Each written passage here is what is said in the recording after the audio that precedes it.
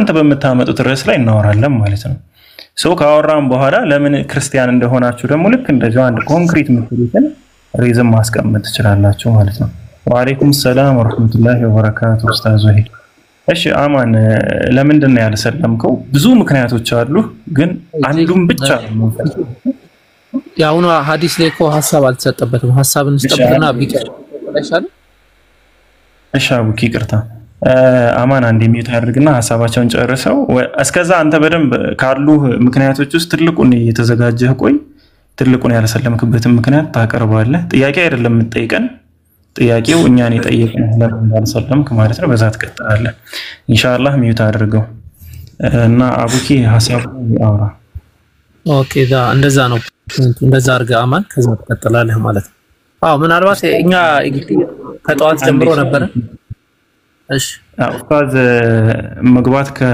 ከተመቸ ወይም ከፈለክ ሪኩዌስት መላክ ትችላለህ አቡኪ ኦኬ እንትን ነው ከቀደም ጀምሮ ነበርን ያወራን ነበር እንግዲህ ተመልክታችኋል አፕሮቻችን በተገቢው ሰውን በመጣበት መንገድ ነው ያስተናገርን ያለን ያ ላፊ ነገር አናወራ ያስፈልጊም ነገር ስላልሆነ ማለት ነው ሶ አሁን ወደ ሐዲቱን ይካም ባላ በገቡ ሰዎች በተቻላችሁ መጠን ላፊ ነገር አታውሩ ሃይማኖታችሁን ማህበረሰባችሁን አባትናታችሁን ቤተሰባችሁን ነው የምታስገምቱት ኖዌር የሰው ልጅ የቤተሰቡ የማህበረሰቡ የሃይማኖቱ ስሪት ስለሆነ ማለት እና ያ ፖይንት ነው ወረተኛው የተነሳው ሐዲቶች ላይ ስንመለከት ሐዲትን በመጀመሪያ ደረጃ የመጀመሪያኛ ሐዲስ ማስረጃዎቻችን ሆኖ የሚጠቀሱት መጽሐፍቶች አሉ ሐዲስ መጽሐፍቶች ብለን የምንጠራቸው አሉ صحيح البخاري ጨምሮ صحيح مسلم ابي داود ترمذي ብለን የምንጠቅሳቸው አሉ وكذلك ደግሞ በኢስናድ በአብዛኛው ابن سعد رحمه الله عليه ትልቅ ዓሊም ናቸው ከየሳቸው በሰነድ ደረጃ የሚጠቀስ ኪታብ ነው እና ያ ኪታብ ሙጠወል አድርጎ አንዳንድ ዘገባዎችን ያመጣል እና በዛ ዘገባ ላይ ነብያችን መሐመድ ሰለላሁ ዐለይሂ ወሰለም የዛ የኸይበር ዘመቻን ኢንሲደንት ያነሱልናል የኸይበር ዘመቻ ኢንሲደንት ሲነሳ ኸይበር ነብያችን መሐመድ ሰለላሁ ዐለይሂ ወሰለም አይሁዶች እሳቸውን ለመፈተን ጥረት ያደረጉበት ጊዜ ነው አንዲት ይሁዲ ነብያችን መሐመድ ሰለላሁ ዐለይሂ ወሰለም ለመርዛቸው አስባ መርዝ ያለውን የአንድን በግ ወይም ደግሞ የአንድን ፍየል የፊት ለፊት እግር በመርዝ ለውሳ ወደ ነብያችን መሐመድ ሰለላሁ ዐለይሂ ወሰለም ታመጣዋለች ለምንድነው ያንን ያደረገችው ነብይ ቢሆን የምር አላህ ዘንድ ወህይ ይመጣና አይሞትም ከዛ በልቶ አይሞትም ነብይ ግን ካልሆነ ይሞታል የሚል የራሱ የሆነ ሐሳብ ነው ያመጣችው የራሱ የሆነ ሐሳብ ነው ያመጣችው ነብያችን መሐመድ ሰለላሁ ዐለይሂ ወሰለም ከአላህ ዘንድ ወህይ መጣ ከአላህ ዘንድ ወህይ ወረደላቸው ከዛ አልበሉም ያንን እንዳይበሉ ተከለከሉ መስሙም መሆኗን ራሷ ተናገረች ከዛ በኋላ ነብያችን መሐመድ ሰለላሁ ዐለይሂ ወሰለም ያንን መርዝ አልበሉም ማለት ነው ኦኬ በዛ ጊዜ ነብያችን መሐመድ ሰለላሁ ዐለይሂ ወሰለም ተከትለው ከሳቸው ጋር ሲበሉ የነበሩ በዛ መርዝ የተጠቁ አካላቶች አሉ ወይስ የሉም ስንል ዳር ሎት ብዙ አሉ አንደኛው በሽር ብን البراء ተጠቃሽ ነው በሽር ብን البراء ከዛ መርዝ በልቷል በዛ ምክንያት ደግሞ እንትን ተጎርቶ ሞቷል አሁን ያን ኢንሲደንት ነብያችን መሐመድ ሰለላሁ ዐለይሂ ወሰለም ተአማኝ መሆናቸው አለ መሆናቸው ጋር ማገናኘት ማለት ኢሪቨለንስ የሆነ ኤቪደንስን ማስቀመጥ ነው ፋላሲ ኦፍ ኢሪቨለንስ ነው ራሱ የሆነ ምንድነው አላ ተግባቡት ያለውን ማስረጃ አድርገህ ታስቀምጥና በቃ ይሄ ማለት እንዲህ ነው የሚል ይሄ ድንቁርና የተሞላበት ሙግት ይሆንብናል ያ ስህተት ነው በዛ ደረጃ መሞገትም አስፈላጊ አይደለም ሐታ ነብያችን መሐመድ ሰለላሁ ዐለይሂ ወሰለም አስመጥተው አምጥተው ሲጠይቁ ምንድነው ያሉት እንደውም ኢቭን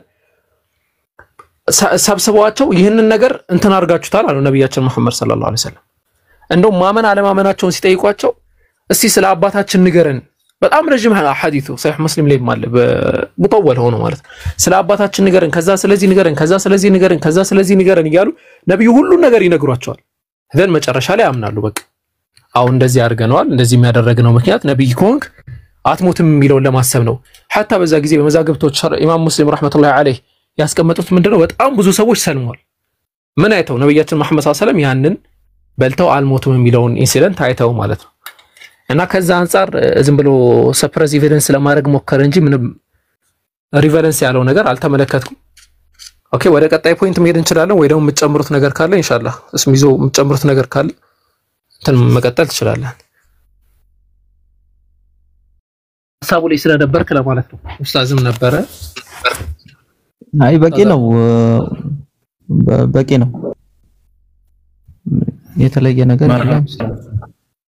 እሺ ከታች የምትሳደቡ ሙስሊሞች ሆሊን እየሰደባቸው ያላችሁ ሚዩት አድርጓቸው። እሺ ሌሎቻችሁ እና አትሳደቡ።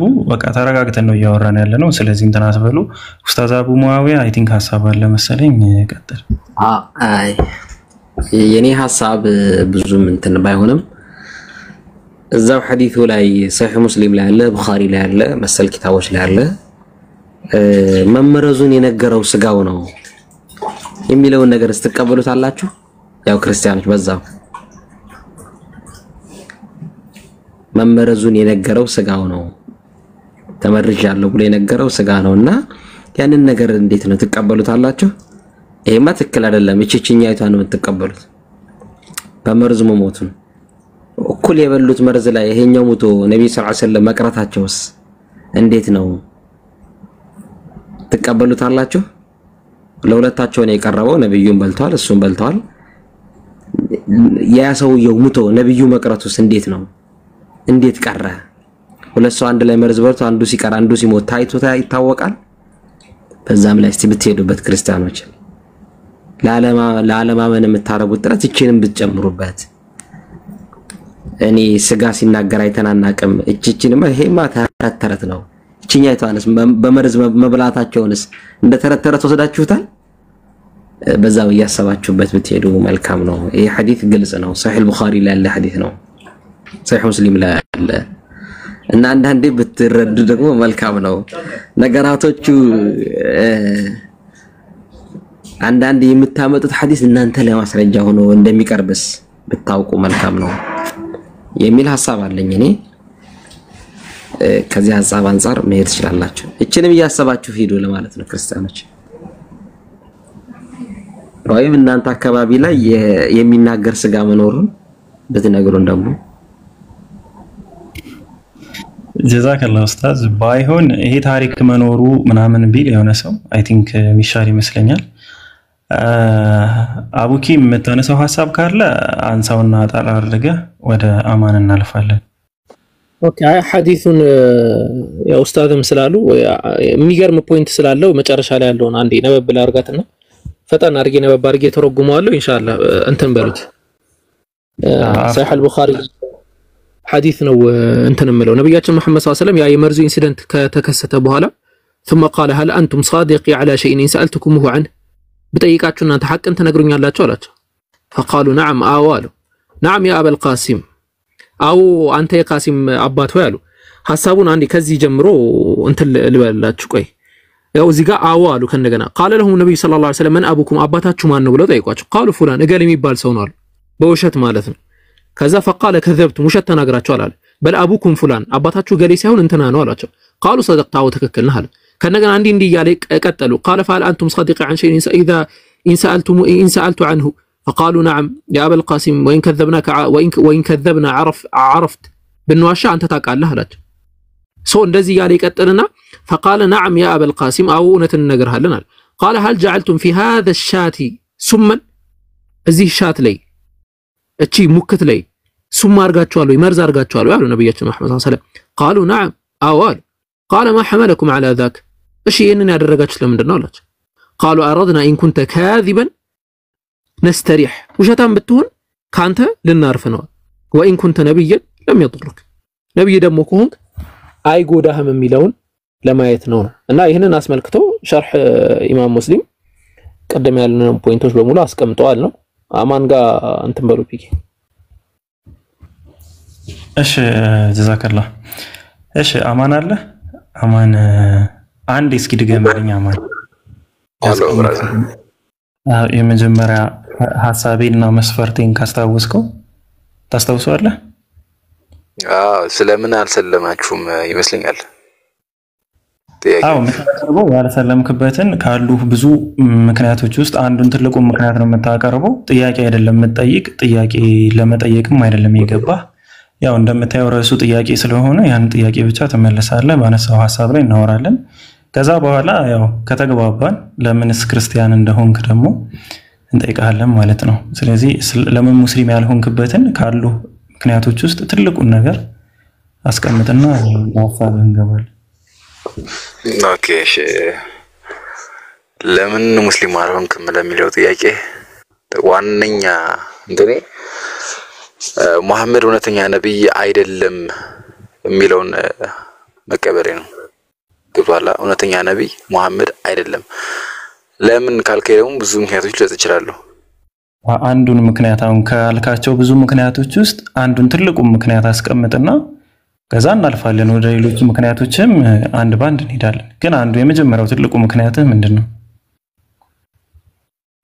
እሺ ለምሳሌ ሳሂህ ቡኻሪ 51:34 ክፈትልኝ። እሺ ምን ነው ክፈትልኝ አንዴ ሳሂህ ቡኻሪ 51:34 ኢብኑ ቃፍ የሚመችህ ከሆነ ክፈት፣ ካሜራ ላይ የሚመችህ ከሆነ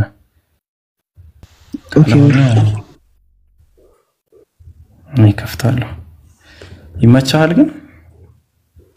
አዎ 51:34 ሳይሆን እንግዲህ ንገረን ኤምሲቲ 51:34 እኮ ሐሳቡ እሺ ምንድነው? መቼ 51:34 ምክንያት ሳይሆን እሱ ላይ ያለ እንዲህ በሚል ፖይንት ነው የምትለው። በምን የሚለው አንዴ ክፈትልኝ አንዴ ፈልገው መሰለኝ። አይ ምናልባት ሳያውቀው ዝም ብሎ ይዞት መጥቶ ከሆነ ጉንጭ አልፋ እንዳይሆን ነው። በእኛም በሱ ላይ ማስረዳት እናስረዳዋለን።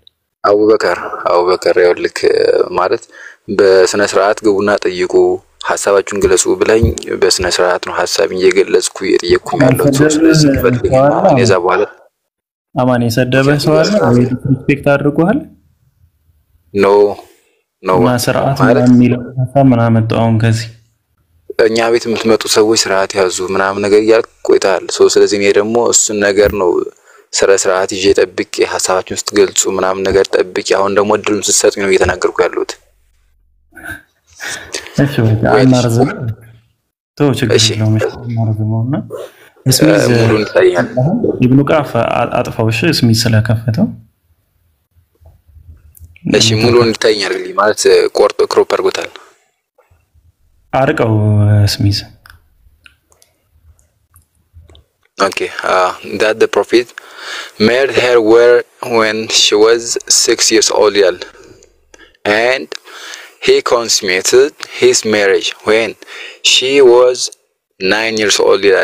ምን ላልዘለኝ ያው መሐመድ አይሻን በ6 አመቷ እንዳገባትና በ9 አመቷ ያው ወሲብ እንዳደረጓት ነው የሚናገረው ይሄ ምዕራፍ ማለት ነው። ስለዚህ መሐመድ እውነተኛ ነብይ ከሆነ እንዴት ነው የ6 አመት ልጅ ለጋብቻ የሚጠይቀው እና የሚያገባው? በ9 አመቷስ እንዴት ወሲብ ሊያረጋት ቻለ? ሲቀጥልስ ደግሞ አይ ቲንክ ምዕራፍና ቁጥሩን አሁን አስተውሱም፣ ግን አይሻ ማለት ዘይነብ ማለት የመሐመድ ልጅ በእድሜ ከአይሻ እንደምትበልጥ እናውቃለን። እናም እሷ ለጋብቻ ስትጠየቅ ማለት እድሜዋ እንዳልደረሰና ለጋብቻ እንደማይፈቅድ ተናግሯልኝ።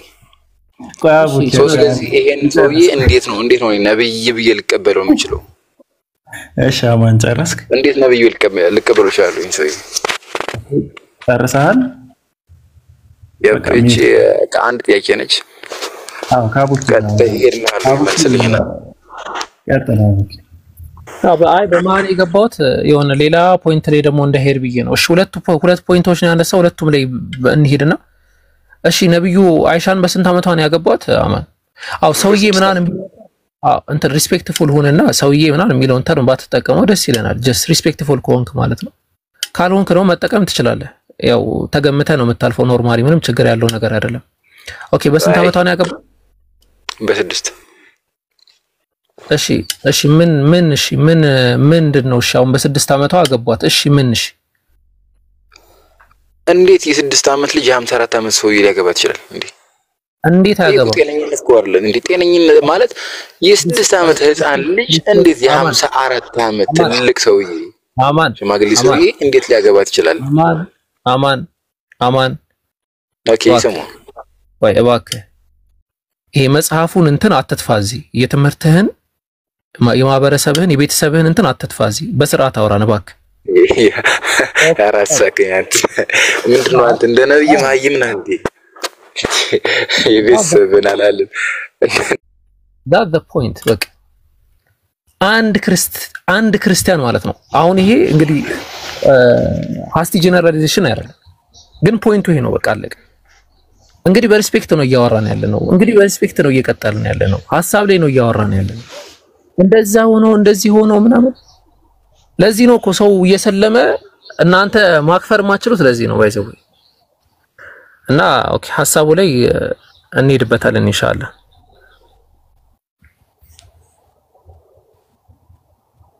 السلام عليكم ورحمة الله وبركاته.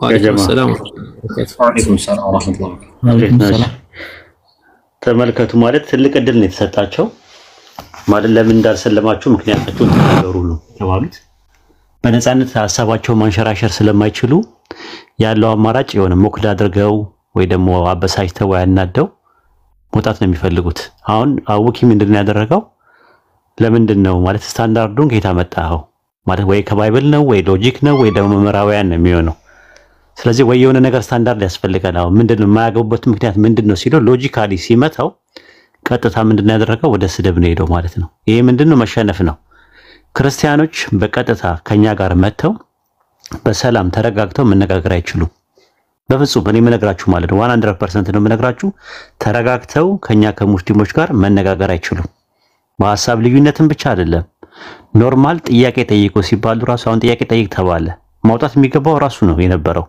ምን ያህል ሙስሊሞች ቅንነት እንዳለ የምትመለከቱት እኛ ራሳችን መረጃውን የት ቦታ እንዳለ አውጥተን በቅንነት ማለት የለም ምናምን አላለም አውጣው ምናምን አላልነው ማውጣት የማይችልበት ኮንዲሽን ሊሆን ይችላል እሱን ለመርዳት ነው እዚህ ቁጭ ያሉት እነዚህ ልጆች እና እንደዚህ አይነት ነገሩ ባታደርጉ ክርስቲያኖች ፕሊስ ማለት ስትገቡ በስነ ስርዓት ልናዳምጣችሁ ነው ምንድነው ጥያቄያችሁ ያልሰለሙበት ምክንያት ለማወቅ በጣም ጓጉተን ነው እዚህ ጋር የተቀመጥነው እና በተሻለ አቅም ስገቡ በአደብ በተሞላበት የሆነ ነገር ብትሉን ደስ ይለናልና ኢንሻአላህ ይሄ ለማለት ፈልጌ ነው አስተያየት ለመስጠት ነው ቀጥሉ በትንሹ አርገኝ እኔ ቢኬ እሺ አብልሽ የተወሰነ አንድ ደቂቃ ልውሰድና ወይ የተወሰነ ልስጥና ኢንሻአላህ እናንተም ሐሳብ ስጡበትና ብናልፍ አይሻልም የሆነ ዝም ብሎ ደግሞ እንዳይታለፍ ማለት ነው ክርስቲያኖች ሪኩዌስት ላኩና ምንም ምንጨቃጨቃችሁ ምናምን ነገር የለም በቃ ስለሌላ ሃይማኖት ነው የምታወሩት ስለናንተ ሳይሆን እዚህ መጣችሁ ለምን እንዳልሰለማችሁ ብቻ ነው የምትገልጹልን የምትነግሩን በመታነሱት ሐሳብ ላይ ብቻ ዲስከስ እናደርጋለን ያው የምታነሱትን ሐሳብ ከሌላው አግንታችሁም ከሆነ ይሄዳችሁት እናወራለን አቡኪ ቀጥላፎን አይ ጀዛከላ ያው እንደዛ ነው ኡስታዝም የተናገረው ነገር ነውና ይሄ ጸባይ ባይዘው ሰውን ወላሂ ያሰለመው ነው ይመጣው እኔ ለምን እንዳልነቁ ነው የሚገርመኝ አሁን እምነት አለኝ የሚል ሰው እንዴ ይላል እነዚህ ናቸው በተረጋጋሚ እንደዚህ አይነት ነገር ሲፈጠር ማለት ወደ ሐዲሱ ደግሞ ስንመለስ እኛ ሎጂካሊ የሆነ አንሰር ነው ይመለስ ነው ለምን አይሆንም ነው አንድ ነገር አይሆንም ስትል ኢሞራል ነው ስትል ለምን ነው ኢሞራል የምትለው ከምን አንፃር ተነስተን ሞራሊቲ የሚባለው ራሱ ሳይንቲፊካሊ ሎጂክን እንጠቀም ካን የራሱ የሆኑ ቲዮሪዎች አሉ ሞራሊቲ የምንለው ሐሳብ ወይ ከሶሻል ኖርምስ ሊነሳ ይችላል ወይ ደግሞ ከአምላክ ትእዛዝ ሊነሳ ይችላል ወይ ከመሳሰሉ ነገራቶች ሊነሳ ይችላል ወይ ደግሞ እንደ የመጨረሻው ኮስቱ ምንድነው ወይ ደግሞ የመጨረሻው ኮንክሉዥኑ ምንድነው ከሚል ለምሳሌ ኮንክሉዥኑ ትክክል ከሆነ አሁን የምዕራባውያን ፊሎሶፊ አለ ለምሳሌ ኮንክሉዥኑ ትክክል ከሆነ በቃ የሚያስደስትህ ከሆነ ለምሳሌ ሰው መግደል የሚያስደስትህ ከሆነ you are right ሞራሊ ራይት ነው ብሎ የሚናገር ቲዮሪ አለ ከዛ ተነስቶ ነው ወይ ከምንድን ነው የሚተቸው አይ አይደለም የሞራሊቲ ኮንሴፕት ያዘው ለራስህ እኔ ከመጽሐፍ ነው የተቸውት ኦኬ ባይብልን ጠቅሰህ እስቲ ወይ ቁርአንን ጠቅሰህ እስቲ ያሳይ አይ ከሶሻል ምናምን አንፃር ነው እንዴ 9 ዓመት ያኔ ስንል ለምንድነው አሁን አጠገብ ያለችውን እህትህን ወይ ደግሞ በኢትዮጵያ ሀገር ላይ የሚደረግ የነበረን ጋብቻ አይነት አድርጎ ለምን ነው የሚታሰበው እና ያንን መሰረት ያደረገ ነው ግን ኢቭን ኢፍ ቢሆን ራሱ አንድ ነብይ የ6 ዓመት ልጅ ካገብ አግብቶ ያንን ነብይ የማያስብለው ከሆነ እሺ የሰውን ሚስት ወስዶ ደፍሮ ከዛ ልጅ ማስወለደስ የትኛው ሚዛን ነው እስቲ የሚደፈው ማለት በአእምሮ ደረጃ ራሱ እስቲ ይሁን ብለን ብናስበው ማለት እና አላህ ሂዳያ ይስጣቸው አላህ ዕውቀት ይስጣቸው እንግዲህ ምንም ማለት አይቻልም ትክክል ጀዛኩሙላሁ ኸይረን ማህተቢ ያለሽ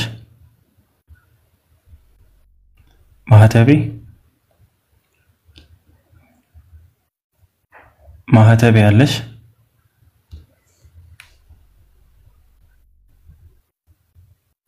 እሺ ክርስቲያኖች ካላችሁ ሪኩዌስት ላኩ ማህተቢ ኔትወርክ ሲሰራ አንድ መጻፍ ትችያለሽ ክርስቲያኖች ካላችሁ ሪኩዌስት ላኩ ያው እንደተነሳው እንደሰማችሁት ነው የሆነ ሪዝን ስታቀርቡ ምንጩ ትጠየቃላችሁ ማለት ለምንድን ነው እንደዛ ያላችሁት በምክንያት ነው ያ ነገር ማያሳምናችሁ የሚለውን ነገር እናወራለን በመታነሱት ሐሳብ ነው የምናወራኛ ሐሳብ ፈጥረን አይደለም የምናወራ ከናንተ ጋር ግን መታነሱት ሐሳብ ካለ በዛ ሐሳብ ዙሪያ እናወራለን ምንም ችግር የለውም እናንተ ያመጣችሁትን ነገር መቼ ማውራት አይከብዳችሁም ስለዚህ ክርስቲያኖች ካላችሁ ሪኩዌስት ላኩ ሙስሊሞች ሪኩዌስት አትላኩሽ አንድ ቦታ ብቻ ስለሆነ ያለ ክፍት ያው ካስገባናችሁ ወይኔ ወረጄ ነው ላስገባ የምችለው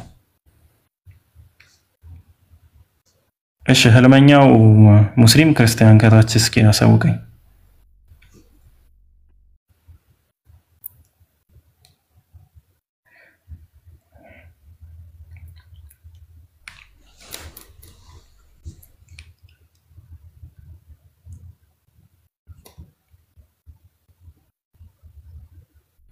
ማን ይወረደው ገስት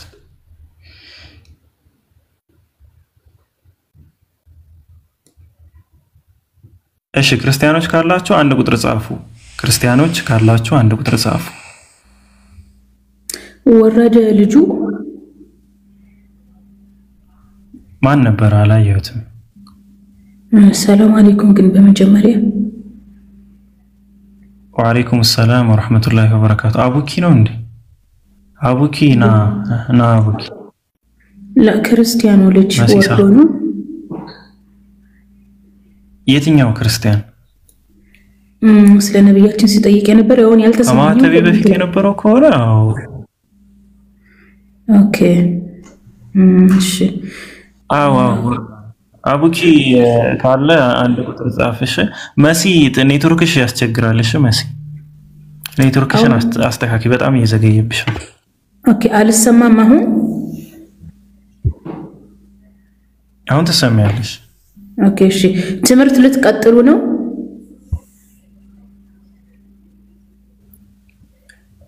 ርዕስ አለንና በርዕስ ዙሪያ ነው የምንቀጥል እሺ ትንሽ ስሚንና ከዛ በኋላ መግባት ትችያለሽ ስለሽ ወርደሽ ስሚን አይደለም እዚሁ ነሽ ስሚንና ከዛ ተቀጥያለሽ ሐሳብሽን ህልመኛው ነኝ ሰላም ነው አላህ ክርስቲያን አይደለም እሺ ሙስሊሞች ሪኩዌስት አትላኩሽ አላህ ያጽናህ ባለህበት እሺ አንድ እዚህ ቤት የማን የአብዱል ከሪም ወዳጅ አለ እስኪ ደግሞ ቃል ስጋ እንዴት ነህ ሰላም ነው አለን የአብዱል ከሪም ወዳጅ ነህ አሉኝ እኔ ሐሜት ነው የሰማሁት እውነት ነው በጣም እሺ እንኳን ደህና መጣ እንዴት ነህ ሰላም ናችሁ አለን አልহামዱሊላህ እንግዲህ ራሱን እንደምታየው አንድ ካሉ ምክንያቶች ውስጥ አንዱን ትልቅ የሆነው ምክንያት ነው የምታስቀምጥ እሱ ምንድነው ለምንድን ነው ያልሰለምከው አንተ ለምን እንዳልሰለምክ ብዙ ሪዝን ይኖርሃል አንዱንና ትልቁ ምክንያትህን አስቀምጥ ከዛ በመታነሳው ሐሳብ ላይ እናወራለን ማለት ነው ኢንሻአላህ እሺ የቁርአን መገለጥ ጥርጣሬ አለኝ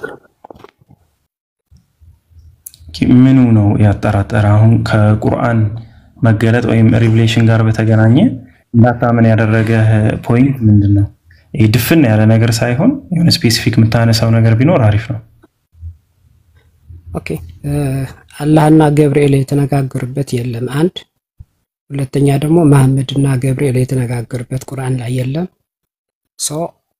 ወይ ደግሞ በቃ እሺ ስለዚህ በቁርአን መውረድ ላይ ጥርጣሬ ያለ ቁርአን ላይ የአላህና የማን ንግግር የለም የጅብሪል አለይሂ ሰላም ንግግር የለም እንዲሁም ደግሞ የጅብሪልና የነቢያችን ሰለላሁ ዐለይሂ ወሰለም ንግግር የለም ነው የምትለው? አዎ ለምሳሌ ከአላህ ለገብርኤል ራእይ ከሰጠው የግድ ሁለቱም መገናኘት አለባቸው። ማንና ማን? አላህ ለገብርኤል አይደለም ራእይ የሰጠው? እሺ ሰው ሁለቱን ማስረጃ የለም ቁርአን ላይ። ቁርአን የማን ቃል ነው ብለን እንደምናምን ታውቃለህ? ቃል ስጋ ሆነ የአላህ ቃል ነው ብላችሁ ታምናላችሁ? እንደዛ ነው የምናምነው። ሰው ለምንድን ነው የሌላን ሰው ቃል የምትፈልገው ቁርአን ላይ? ቆይ ይሄ የነገረ ደግሞ መሐመድ ነው። ስለዚህ ቁርአን የአላህ ቃል በመሆኑ ላይ ጥርጣሬ ያለኝ ነው። ለዛ ደግሞ ጥርጣሬ ምንድነው? ወይም ደግሞ ምክንያትህ ሪዝን ያቀረብከው ነገር ምንድነው? እሱ ፓርት ነው ያልገባኝ። የሁሉ ነገር መነሻ መሐመድ ነው ቁርአን ላይ ማለት ነው። እሺ ቁርአን የአላህ ቃል እንዲሆን በቃ እንዲሆን ልበልህና ምንድነው የምታስቀምጠው መስፈርት? የግድ ምን አለ መነሻውን ገብርኤልና አላህ መነጋገር ግድ ይላል። ራእይ መስጠት አለበት ለገብርኤል። ገብርኤል ደግሞ ከመሐመድ ጋር የግድ ኮሙኒኬሽን መኖር አለበት። ስለዚህ ጋር ምንም ሂንት የሚሰጥ አንድ የለም ቁርአን ላይ ማለት ነው። ሰዎች ሌሎቻችሁ የምትቀጥሉ ከሆነ ቀጥሉ። እንደኔ ግን ምን መሰለ ቃል ስጋ ያልገባህ ነገር አንተ ቁርአን የአላህ ቃል ብቻ ነው እያልነህ ለምንድን ነው የጅብሪልን ቃል የምትፈልግ ነው? የኮንቨርሴሽኑ ለምንድን ነው የምትፈልገው? የአላህን ቃል ከሆነ አላህ በሱረቱል በቀራ ምዕራፍ 2 ቁጥር 97 ላይ ስለ ጅብሪል ያወራል። ለጅብሪል ወይም ለገብርኤል ጠላት የሆነ ሰው በቁጭት ይሞት እያለ ይናገራል። የአላህ ቃል ከሆነ ግን አንተ የጅብሪልን ቃል ለምንድን ነው የምትፈልገው ቁርአን ውስጥ ነው የኔ ሐሳብ። አንተ ደግሞ መኖር አለበት አለ ከአላህ የተቀበለ ጅብሪል አይደለም? ምኑን ነው የተቀበለ ጅብሪል? ቃሉ ቁርአን የቱ ነው ተቀባዩ ነው? ራእይ አላህ ለጅብሪል አይደለም የሰጠው ቁርአን የሚባለው ታዲያ የአላህ ንግግር ለጅብሪል አይደለም የነገረው? ትክክል። የአላህ ንግግር ለጅብሪል ሰጠው ወይም ደግሞ ጅብሪል እንዲያወርደው ለጅብሪል ሰጠው። ከተሰጠው መጽሐፍ ወይም የአላህ ቃል ላይ ለምንድን ነው የጅብሪልን ንግግር የምትፈልግ ነው? ጅብሪል እኮ ተቀባይ ነው፣ ተናጋሪ ነው። ሶርሱ ጅብሪል ነው። ለፍጥረት እኮ ሶርሱ ጅብሪል ነው። ስለዚህ ጅብሪል ከሚቀበለው መጽሐፍ ላይ ወይም ደግሞ ቃል ላይ የሱ የጅብሪል ንግግር መኖር አለበት ነው የምትል? አዎ አላህና ገብርኤል የግድ ንግግር ያስፈልጋል። ካልሆነ የገብርኤል ንግግር ይሆናል ማለት ነው። አይ ፖይንቱ እንትን ነው አገባኝ። ኦኬ እኮ አንተ እያልክ ያለው አላህና ጅብሪል እንደተነጋገሩ ማስረጃ የለም ነው? አዎ ኦኬ እሺ ማስረጃ አይ ቆይ ስታንዳርድ መጀመሪያ አንድ መጽሐፍ መለኮታዊ መጽሐፍ ለመባል ግዴታ አምላክና የአካል ሊነጋገሩ ይገባል ማለት ነው አይደል? በአንተ መሰረት አዎ ራእይ የሚሰጠው የግድ ያስፈልጋል። ኦኬ ለምሳሌ ጄክ የሆነ ራእይ የሚለውን ቃል ቆይ ዛሬ እንመጣለን። አሁን ለምሳሌ ጄክ የሆነ መጽሐፍ ተሰጠኝ ቢል ግዴታ ከአምላክ ጋር ማውራት መቻል አለበት አይደል? ምን አገናኘው ይሄ ነገር? አይ በአንተ ስታንዳርዱ ነው እየፈተሽን ያለ ነው። ቁርአን ግዴታ ቁርአን ተሰጠኝ ከአምላክ ከሆነ አሁን አቢኪ እኔ ያልክ ያለሁት ገብቷል? ገብቷል። ለጅብሪል ራእይ ሰጠው እያልከኝ ነው አይደለም? ራእይ አይባልም። ራእይ ሰጠው የሚለውን ተርማት ቃሉ የአላህ ሱብሓነሁ ወተዓላ ይህ ቁርአን የሚባለው ነገር በመልእክተኛው በጅብሪል አማካኝነት ወደ ነብያችን መሐመድ ሰለላሁ ዐለይሂ ወሰለም እንደተላከ ቁርአን ይናገራል። እሺ ስክሪፕቸራል ቤዝ የሆነ ነገር ነው። ምንድነው የሚፈልገው? ጅብሪልና አላህ የተነጋገሩበት እፈልጋለሁ እኮ በመልእክተኛው አማካኝነት። እኔም ሌላ ምንድነው አላህ ከፍጥረት ጋር ተገናኝቷል። ቃል ስጋ ቆይ አንዴ አሁን አንደኛው ሊመለስ እንደሆነ ሲሰማህ ወደ ሌላ ፖይንት አትሄዳ። አሁን ያነሳው ሎጂካል እንትን ምንድነው የሰራው አመክንያዊ ሙግት እንትን ያልከው ነገር ምንድነው? ይሄ መጽሐፍ ጅብሪል ነው ለነብዩ የሰጠው ካልክ ግዴታ ጅብሪልና አላህ ማውራት መቻል አለባቸው አልከኝ አይደለ? ኖ ኖ ኖ ኖ ኖ እያልክ ያለው ይኸውልህ፣ መጨረሻ መጠበቅ አለብን። ይኸውልህ ኦርደሩን ይጠብቃል። ኦርደሩ ምንድነው የምፈልገው መሰለህ? ቀጥታ አላህና ገብርኤል ነው አይደለም የሰጠው? ይሄን ማስረጃ ፈልጋለሁ ቁርአን ላይ አላህ እንደሰጠው ለጅብሪል የስ ሁለቱም ለፍጥረት በቃ ልሰጥህ ነው እዚሁ ጋር በቃ ለፍጥረት የሚለው ላይ እንትን አትበል። እንትና ኡስታዝ ሚዩት አንስተሃል። ሐሳብ ካለ እንትን በልና እንቀጥል። ኦኬ ለማለት የፈለኩት ምንድነው መጀመሪያ ለምንድን ነው ስታንዳርድ ያወጣው? ማለትም አንድ መልአክ ከፈጣሪ ሲላክ ከፈጣሪ ይዞት የመጣው ኮንቴንት ነው የሚወስነው እንጂ ፈጣሪ ሲልከው ያለው ከፈጣሪ ጋር የተነጋገሩበት ነገር እንደ መስፈርት መሆኑን ከየት ነው ያመጣው? ስታንዳርዱን ከየት ነው ያመጣው? ማለት የሱ የራሱ እንዳይሆን ቃል ስጋ ሆነ እያዳመጥከኝ ነው ያልኩ? አዎ ማስረጃ ፈልጋለሁ። ያለ ማስረጃ አንተና የፈለከው ግን ስታንዳርዱ ምንድነው ማለት ነው? አንድ ነብይ አሁን ጥያቄያችን እኛ አንተ እንዳሰልም ያደረገ ነገር ምንድነው ሲባል የነብዩ መሐመድ ታሪክ ነው አልክ። ነብዩ መሐመድ ምን ስለለ ኖ የቁርአን አወራረድ ጥርጣሬ አለኝ። ኢትስ ኦኬ ጥርጣሬ አለ። አሁን ምንድነው መልአኩ መጥቶ ካላህ ዘንድ ስለመምጣቱ ካላህ ጋር ሲያወራ ያወራበት ነገር መገኘት አለበት ነው ያልከው። ስለዚህ አሁን ጥያቄያችን የሚሆነው ምንድነው ይሄ ነገር ስታንዳርዱን ከየት አመጣው? መስፈርቱን ከየት ነው ያመጣው? አንተ እንደ ያለ ማስረጃ እንዴት አምናለሁ? ዝም ብዬ ነው መስፈርቱን ከየት አመጣው ነው የምልህ። መነጋገር የግድ መስፈርት ነው ወይ ነው ጥያቄው እኮ። አዎ ያለ ማስረጃ ነው ያለው። ኦኬ ጥሩ ቀለል አድርጌ ላስረዳና ቀለል አድርጌ ላስረዳና ትመለሳለህ። ሉቃስ ወንጌል ምዕራፍ 1 ቁጥር 26 ላይ መልአኩ ገብርኤል ማርያም ጋር መጥቶ አብስሯታል አይደል? አዎ ማርያም ጋር ሲያበስራት መልአኩ ገብርኤል ከፈጣሪ ዘንድ ከመላኩ በፊት መልአኩ ገብርኤል ከእግዚአብሔር ጋር ያወራበት ነገር አለ። ወደ ማርያም ምን እንደሚያወራ ልክ ሲመጣ ምን ብሎ ነው የነገራት?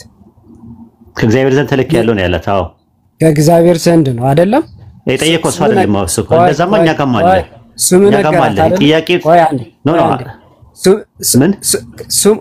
ስሙ ራሱ ተናገረ አይደል? ገብርኤል ይባላል።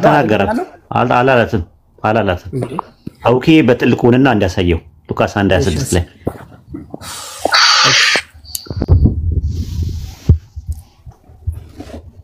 ሉቃስ 1:26 ላይ አንተ ያመጣውን ስታንዳርድ ነው የምንቀጥለው።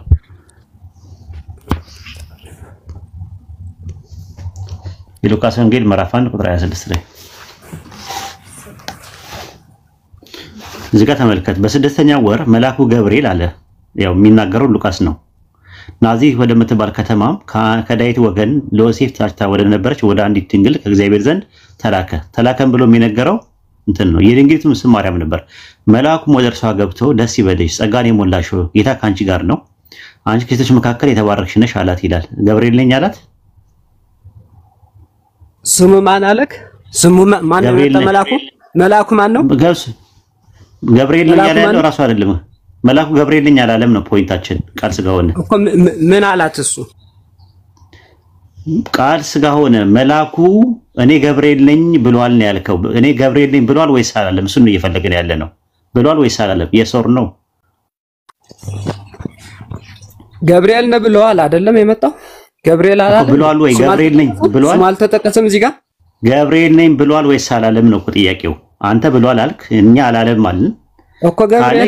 ገብርኤል ብለህ ነበር እኮ ወንድሜ። ገብርኤል ጻፊ ነው እየነገረን ያለ ሉቃስ ነው እየነገረን ያለው። ሉቃስ ነው ገብርኤል ነው ያለ ሉቃስ ነው ያለው እኮ። ገብርኤል ግን ማርያም ጋር ሲመጣ ገብርኤል ነኝ ብሏታል ወይ እኮ? ጸሐፊ ነው። it is another thing። አሁን እሱ ሌላ ነገር ነው። አሁን ጥያቄው የነበረው ነገር ምንድነው? ገብርኤል እኔ ይሄን ሐሳብ አምጣልኝ እኮ ቁርአን አንዴ አትደራረብ፣ ኦቨርላፕ እንዳይፈጠር አትደራረብ ስታወራ። የሉቃስ ወንጌል ምዕራፍ 1 ቁጥር 26 ላይ ባለው ጥቅስ መሰረት መልአኩ ገብርኤል እኔ ገብርኤል ነኝ ለማርያም ብሏታል ወይስ አላላትም? አንተ ብሏታል ብላል። መጽሐፉ ላይ አለ ወይስ የለም? የሶር ነው ልክ እንደተገለጠ ቁርአን ላይ ፈልጋለሁ ያልኩ ነው። እዚህ ኖ አሁን ይሄን መጀመሪያ መልስልኝ ነው። በዚህ ላይ ተማመን። መጀመሪያ እንጨርስ። ይሄን እንጨርሳ መጀመሪያ ይሄን እንጨርስ። ብሏል ወይስ አላለም? ገብርኤል ነኝ ብሏል ወይስ አላለም? ገብርኤል ነኝ ብያለህ አይደል? እንደዚህ ጋር ብሏል ብሏል ወይስ አላለም ነው ጥያቄው። ገብርኤል ምን ማለት ነው? ስሙ እየጠቀሰ አይደል እንዴ? አይደለ እኔ ገብርኤል ነኝ ብሏል ወይ ማርያም ጋር ሲመጣ ገብርኤል እኮ ገብርኤል በእግዚአብሔር ፊት አገልጋይ ነኝ ያለ አይደል እንዴ? ነው የጠየቁ ጥያቄ እኔ ገብርኤል ነኝ ብሏል ወይስ አላለም ለማርያም። በቃ ልክ እንደዚህ እኔ ጅብሪል ይባላል የአላህ አገልጋይ ነው የሚል እኔ ገብርኤል ነኝ ብሏል ወይስ አላለም። ጥያቄ እኮ ነው። እኔ ተመሳሳይ ነገር ነው የጠየቁ ገብርኤል ነኝ ብሏል ወይስ አላለም። ተመሳሳይ እንደዚህ አምጣልኝ ቢያንስ ማለት ነው። ቢያንስ ለኔ ለማሳመን የታለ በቁርአን ላይ ልክ በዚህ ፒኬ እኔ ጅብሪል ይባላል የአላህ አገልጋይ ነው የሚል ወጣ እንዴ በቃ አይቶ በቃ ችግር የለም። ለመቀጠልም ትንሽ ያስቸግራል። የጠየቀ ያንተ ያልከው ነገር ምንድነው? መልአኩ ገብርኤል እኔ ገብርኤል ነኝ ብሏል ማርያም ጋር ሲመጣ አልክ። የሉቃስ ወንጌል ምዕራፍ 1 ከቁጥር 26 እስከ 28 ድረስ እንመለከተው መልአኩ ድንግል ማርያም ጋር መጥቶ እኔ ገብርኤል ነኝ ብሏታል ወይ ነው ጥያቄው። አዎ አልክ። የቱ ጋር ነው ገብርኤል ያለበት? በኃይለ ቃል አውጥታ ታሳየን ነው እያልን ያለነው። እኔ በእግዚአብሔር ፊት አገልጋይ ነኝ አላለም። ገብርኤል ነኝ ያለበትን ጥቅስ ነው የፈለኩት። ለማርያም ገብርኤል ነኝ ያለበት ራስ አንበብከው ገብርኤል ነኝ ብሏል እሱ ይላል። ድጋሚ እናንብበው። ገብርኤል አላለም እንዴ? አይደለም ገብርኤል ነኝ ብሏል ወይ መልአኩ ለማርያም ሲመጣ? ገብርኤል ስም አልተጠቀሰም ወንድሜ። ገብርኤል ነኝ ብሏል ወይስ አላለም? ገብርኤል ተጠቅሰዋል ወይ? እዚህ ሉቃስ ነው ገብርኤል ነው እያለን ያለነው። በእግዚአብሔር ፊት አገልጋይ ነኝ አላለም። ቃል ሥጋ መቃቶ ቃል ሥጋ የራስህን ያስቀመጥከውን መጀመሪያ ያስቀመጥከውን መስፈርት ነው ራስህ እየተወከው ያለው። ምንድነው ያልከው? እኔ ጅብሪል ነኝ ያለበትን ነበር ስጠይቅ የነበረ ወይም ደግሞ ጅብሪልና አላህ Subhanahu Wa Ta'ala የተነጋገሩበትን ነበር ያልክ። ግን ወደ ማርያም አሁን ሲጠይቅ አንዴ አሁን የምትገባ ከሆነ ያው ለማውረድ ትገደዳለህ ማለት ነው። ወደ ማርያም ስንመጣ ኡስታዝ ወሂድ ምንድነው ያለ? ገብርኤል በመጀመሪያ ከእግዚአብሔር ጋር የተነጋገረበትን ነገር አሳየን ነው እዚህ ፓርት ላይ። ያን ማምጣት አልቻልክም። ኦኬ እሺ ቀረ። ከዛ ደግሞ ምን አልክ? ማርያምን እኔ ገብርኤል ነኝ ብሏታል አልክ። እኔ ገብርኤል ነኝ ያለበትን ደግሞ ማስረጃ አምጣ ነው ያለ። ሁለቱንም ልታቀርብ አልቻልክም። ስለዚህ ሌላ መስፈርት መልስልኝ። ማስረጃ ከሆነ እሺ ልሰጠኝ ከሆነ እሺ ያው በቃ ያለው ልክ ሉቃስ ላይ እንደቀረበ ቁርአን ላይ ያሳየን ቢያንስ ማለት ተቀራራቢ የሆነ ምኑን ነው አንተ ቁርአን ላይ ያሳየን የምትል? አቡኪ ካለ ሪኩዌስት ላክሽ። ምኑን ነው ቁርአን ላይ ማየት የፈለከው? የገብርኤል መልስ ነው ከድንግል ማርያም ምንድነው የመለሳላት? እሷ በእግዚአብሔር ፊት አገልጋይ ነው ብለዋል አይደል? ያው እና ጅብሪል መልአክ ለመሆኑ ነው ማስረጃ። ጅብሪል ደግሞ በአላህ ፊት አገልጋይ ነው የሚል ቢያንስ ፈልጋለሁ ያልኩ። እሺ አይ ቲንክ ምን ገናኛ አይመስለኝም። ሰፈራችን ሁሉ ተለያይቷል። የጅብሪል መልአክ ነው ከቁርአን የፈለከው ወይስ ምንድነው የፈለከው? እንደ ጥቅል አድርገን እኛ መልስ እንስጥበት። ፒኬ ያነሳው ስታንዳርድ ምንድነው ያለው ማለት ነው። ሱንቶና ያው ህዝቡ እንዲማርበት እኛ ስለምንፈልገው አላህ ማነው ጅብሪል አለይሂ ሰላም ከአላህ ጋር የተነጋገረበትን ቁርአን ጋር ከማምጣቱ በፊት መጀመሪያ ከአላህ ጋር አላህ ይሄንን ነገር ብሎ የተነጋገረበትን አምጣ ነው ያለው የነበረው። ያንን ስታንዳርድ ምን አደረግን? ባይብል ላይ ዳንኤል ትንቢተ ዳንኤል ምዕራፍ 8-9 ብትመለከተው መልአኩ ገብርኤል ዳንኤል ጋር እንደመጣ ይናገራል። ዳንኤል ጋር ይዞ ከመምጣቱ በፊት ግን ዳንኤል ጋር ከመምጣቱ በፊት ያ መልአኩ ገብርኤል ከእግዚአብሔር ጋር የተነጋገረበት ጥቅስ ማስረጃ የለም። ስታንዳርዱ ልክ አይደለም። ሉቃስ ወንጌል ምዕራፍ 1 ቁጥር 26 ላይም ወደ ማርያም መጥቶ ሲያበስራት ያበሰረው ነገር ከፈጣሪ ተልኮ የመጣውን ነገር ከማርያም ጋር ከመምጣቱ በፊት መልአኩ ገብርኤል ከእግዚአብሔር ጋር የተነጋገረበት ጥቅስ የለም። አንድ ሁለተኛ ነገር ደግሞ ምንድነው? መልአኩ እኔ መልአኩ ገብርኤል ነኝ ብለዋል። እኔ ገብርኤል ነኝ ብሎ ነው የመጣው አለ። ሉቃስ ወንጌል ምዕራፍ 1 ቁጥር 26 ጀምሮ እስከ መጨረሻው ድረስ ብንመለከተው እኔ ገብርኤል ነኝ ብሎ አላለም። መልአኩ ደንግጣለች፣ አላወቀችውም ማን እንደሆነ። ሰይሁን ጂኒውም ሸይጣኒው ምንም ታውቀው ነገር የለም ስትመለከተው ማለት ነውና ያ ነበር የነበረው ነገር ማለት ነው። ባይሆን ታዲያ እንደዛ ከሆነ ቢያንስ ሉቃስ ገብርኤል ነው ብሎ ስለነገረን ይሄው እንደዚህ ገብርኤል ነው የሚል ነገር አምጡ ወደሚል ሶስተኛ ጥያቄ መጥቷል። ስለዚህ ምንድነው የምናደርገው? ያንን ነገር የምናገኘው ሁለት ማስረጃዎችን አንድ ከቁርአን አንድ ከሐዲስ እናመጣለን። አንደኛ የመጀመሪያው የምናመጣው ሱረቱ በቀራ ምዕራፍ 2 ቁጥር 97 ላይ ለጅብሪል ጠላት የሆነ ሰው በቁጭት ይሙት ይላል። ከዛ በኋላ ምን አለ? ቁርአኑን በልብ ላይ አውርዶታልና አለ። ማን ያወረደው? ጅብሪል አለይሂ ሰላም ነው ያወረደው ተብሏል። በሐዲስ ደግሞ በአታባሪ ላይ ነው ያለው። ምናልባት እንትኑ እድሉን ካገኘ ኢብኑ ፋሪቅ ይከፍትልናል። መልአኩ ገብርኤል ወደ ረሱል ሰለላሁ ዐለይሂ ወሰለም ሲመጣ መጀመሪያ እኔ ጅብሪል ነኝ ብሎ አንተ የአላህ መልእክተኛ ነህ ብሎ ለረሱል ሰለላሁ ዐለይሂ ወሰለም ነግሯቸዋል። ግልጽ የሆነ ነገር ማለት ነውና ያንን ሁለቱ ነገሮች ለህዝቡ ይፋ እናደርግና አይ ቲንክ ልጁ እንትን ይግድ አይደለም እኛ የምናወራው ነገር መረዳት ጦሱንና ጥንቡሳቱን ይውሰድበትና ኢንሻአላህ ቀጥሉ። ለማለሰለ ቆይ አንዴ አልሰጋ የጉንጫችንና አንዴ እንጨርስ እና ምንድነው እኛ ማስረጃችን ለህዝቡ ይፋ እናድርግ ማለት ነውና ሱረቱ በቀራ ምዕራፍ ለቁጥር 97ን ኢብኑ ፋሪቅ ይሄድበታል። ከዛ በኋላ ቀጥሎ ደግሞ ሐዲስ ላይ ያለው ነገር አጣባሪ ላይ ያለውን የረሱል ሰለላሁ ዐለይሂ ወሰለም ጋር መጥቶ እኔ ጅብሪል ነኝ አንተም ደግሞ የአላህ መልእክተኛ ነህ ያለበት ማስረጃ እናመጣለን ማለት ነው። ከዛ በኋላ ይቀጥላል ማለት ነው። ሌላ ሰው ካለ ሌላ ሰው ያስገባላችሁ። ሰላም አለይኩም ወአለይኩም ሰላም ወራህመቱላሂ ወበረካቱ። ኢብኑ ቃፍ ሱረቱል በቀራ ላይ ያለውን አውጣና ታሪኩ ጦበሪ ላይ ያለውን አውጣለሁ። ግን እንትን ይታያል ኮሜንቴ ምን ቪዲዮ አንተ አትከታተል ምን አልከኝ? ኮሜንት ስጽፍ እየታየ ነው። ከቀጥታ ብዙ ኮሜንት እየጻፍኩ አይታየኝም። ቀድመም ያስወረደህ ቪዲዮ ስትከፍት ነው። አሁንም በድጋሚ ያወረድከው ቪዲዮ ስትከፍት ነውና አንተ ላረግ ነው። አይ ኢንሻአላህ ነገ ክላስ ምናምን ስላለኝ ልውጣ እያልኩኝ እየጻፍኩኝ ነበር በተደጋጋሚ። ከታች እንትን ሊለኝ አልቻለም። ትንሽ አካውንቴ እንትን ብሏል። ኢንሻአላህ ወይ አካውንቴ ይቀመጥና እንግዲህ መርሃባ ችግር የለውም። እሺ ስለዚህ ቃል ስጋ ስለ ጅብሪል ማንነት ነው ማወቅ ፈልገህ ነበር። ይሄው ጅብሪል ቁርአንን እንዳወረደ ቁርአን ላይ ተቀምጦ እናገኘዋለን። በአላህ ፈቃድ በልብህ ላይ አውርዶታልና ይላል። ስለዚህ ያው ለጅብሪል ብሎ ከላይ ማንነቱን ይነግራል። አሁን ትሰልማለህ ወይስ አትሰልምም? ቁርአን ላይ የሐዲሱ ማስረጃ ቆይ 96 ላይ ማንነት አይገልጥም ገብርኤል ይናገራል። አይ ለጅብሪል ይላል ወይ ለገብርኤል 90 የመጀመሪያ ራእይ ላይ እና ነቦኛ ቆይ ሱረቱ በቀራ ምዕራፍ 2 ቁጥር 97 ላይ ለጅብሪል የመጀመሪያ ራእይ ላይ አንዴና እኮ አንዴ አንብበው እሱንም አመጣልሃለሁ። የመጀመሪያው ነው ሱረቱ በቀራ ምዕራፍ 2 ቁጥር 97 ላይ ለጅብሪል ጠላት የሆነ ሰው በቁጭት ይሙት በላቸው። እርሱ ቁርአኑን እርሱ ማለት ያው ጅብሪል የሚለውን ተከቶ የመጣ ነው። ቁርአኑን ከበፊቱ ለነበሩ መጽሐፍት አረጋጋጭና ለምዕመናን መሪና ብስራት ሲሆን በአላህ ፈቃድ በልብ ላይ አውርዶታልና ይላል። ይሄ የሚያሳየው ምንድነው?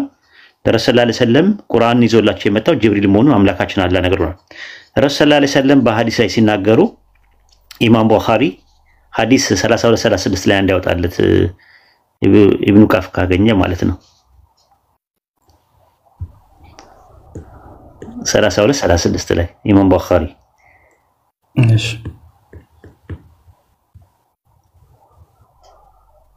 እዚህ ላይ ምን ይላሉ? ሰሙራ እንደተረከው ነብዩም እንዲህ ሲሉ አሉ ይላል። በሌሊት ላይ ሁለት ሰዎች ወደ እኔ ሲመጡ አየው። ከዚያ እንዲህም አሉኝ አለ። የአሳት የሚያያይዘው ማሊክ ሲሆን አለ የሳዘበኛ ነው። እኔም ጅብሪል ነኝ ይህም ሚካኤል ነው ብለው አለ። እኔም ጅብሪል ነኝ ብሎ እያናገረ ያለው ረሱል ሰለላሁ ዐለይሂ ወሰለም ማን ነው? ራሱ ጅብሪል ነው። ይሄው ጅብሪል እኔ ጅብሪል ነኝ ያለበት የመጀመሪያው ይሄው ጥቅስ አለ። ሐዲስ ኢማም ቡኻሪ ሐዲስ 3236 ላይ ይታያል ቃል ስጋ ሆነ። እንግሊዝኛውን አውጣለት ቆይ እንግሊዝኛውን አድርግለት። ይሄው አውጥቼዋለሁ። ይታያል እዚህ ጋር ኦኬ ይታያል። the prophet said and last night በሌሊት መተው ማለት ነው። እስቲ last night I saw ይላል a dream two men coming to me ወደኔ ሁለት ሰዎች መጡ። one of them said እንደዚህም አለኝ ይላል። አንደኛው በደንብ አይታየኝም ለኔ።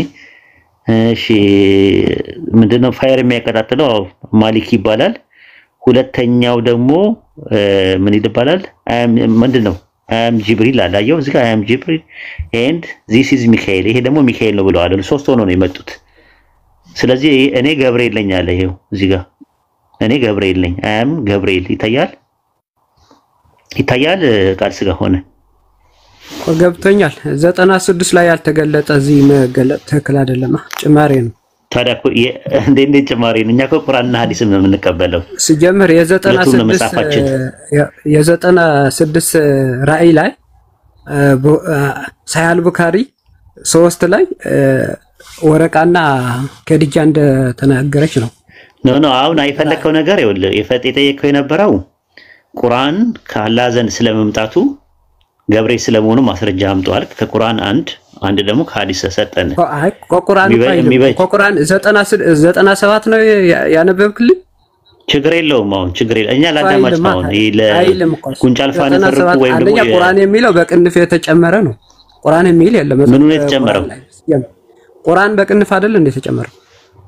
ነው እሱ አይደለም ጥያቄው። ገብርኤል ስለ ገብርኤል ነው ጥያቄያችን እኮ። ገብርኤልና እዛ ሚካኤልም ይላል እኮ መልእክተኛ የትኛው እኮ ያው ገብርኤል ነኝ አለ እኮ ለረሱል ሰለላሁ እኔ ገብርኤል ነኝ የሚላል እኮ። ሚካኤልም አለ የትኛው መልእክተኛ አይደለ እንደ ሚካኤል ገባኝ። ግን እዛ ጋር የሚያወራው በሁለተኛ መደብ ማን ነው? በአንደኛ መደብ ለረሱል የሚያወራው ማን ነው? ገብርኤል ነኝ እንደዛ አይልም። እዛ ጋር መልእክተኞች ሚካኤል ችግር የለውም። አይ ችግር የለውም። ቃል ስጋ ሆነ እንደዚህ በዚህ መልኩ አታውራ ከሰዎች ጋር ችግር የለውም። አንተ ካልፈለከው ጦስና ጥንቡሳስን ይዞ ሂድ፣ ግዴታ አይደለም።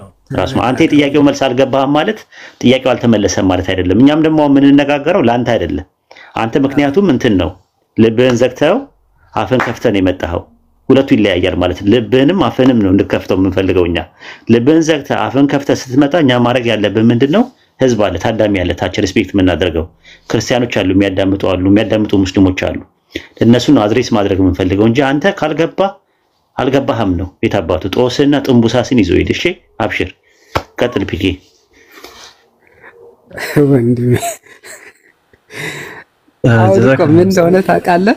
አላህ ከማን ፍጥረት ላይ አልተገናኘም እያልከኝ መልሰህ እንደገና ከገብርኤል ጋር ተገናኘ ስትለኝ ቃል ስጋ አእምሮህ ላይ የምታስበውን ነገር ያልነህ መስሎ ከሆነ ተሳሳትሽ።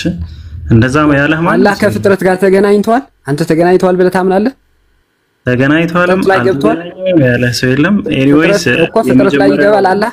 የመጀመሪያው ሪዝን ጋር ተግባብተናል ነው የመጀመሪያው ሪዝን በራእይ ላይ ይኸውልህ አላህ ከፍጥረት ጋር አልተገናኘም የምትለይ ከሆነ ገብርኤል ፍጡር ነው እያልኩ ነው። ሰው ከፍጥረት ጋር ተገናኝቷል። ማን ነው አልተገናኘም ያለ? በመጀመሪያ እኮ ለራስ ጠይቀህ ራስህ አትመልሰው እያልኩ እኮ ነው። በቃ ኤኒዌይ ፍጥረት ላይ ይገኛል እያልከኝ ነው። አላህ ፍጥረት ላይ ይገባል ይገባል። ምንድነው ፍጥረት ላይ የሚገባው? አላህ ይገባል ስትል ራሱ ምን ማለት ነው? ቆይ እንደ በፍጥረት ላይ ይገኛል? እዚህ መሬት ላይ ይገኛል ወይስ ሰማይ ላይ ይገኛል? አሁን ይገባል ስትል ቆይ አሁን ደግሞ ይገኛል አልክ። በቃ ቃል ስጋ ሆነ። ምንም እኮ ችግር የለውም። ኡስታዝ ወሂድም ብለዋል። ምንም ችግር የለውም አለ አይደል? የሆነ በዛ ፍጥረት ያየው የለም ነው የምትሉት እናንተ። አላህ እሺ፣ እናመሰግናለን። ምንም ባይዘው እንደዚህ አይነት ሰዎች ብዙ አያሳስባቸው። እሺ፣ የሆነ ቀን ማሰብ ስለሚጀምሩ እስከዛ ድረስ ምንም ችግር የለውም። ብዙ ማለት አትጨነቁ። በቃ ግን ሙስሊሞች ማየት ያለባችሁ ምንድነው? አሁን እዚህ ጋር ሁላችሁም እያያችሁ እንዳላችሁት ምንም ምክንያት የላቸውም እስልምና ላለመቀበል ማለት ነው። አንድ ጠንከር ያለ ሪዝን እንኳን አያስቀምጡም። ታውቃላችሁ፣ እስልምናን ላለመቀበል የሚሆን ምክንያት ሊሆናቸው የሚችል አንድም ጠንካራ ርዕስ የላቸውም። ይህን ነገር እንዴት ነበር የምዘጋው? ኦኬ ነው።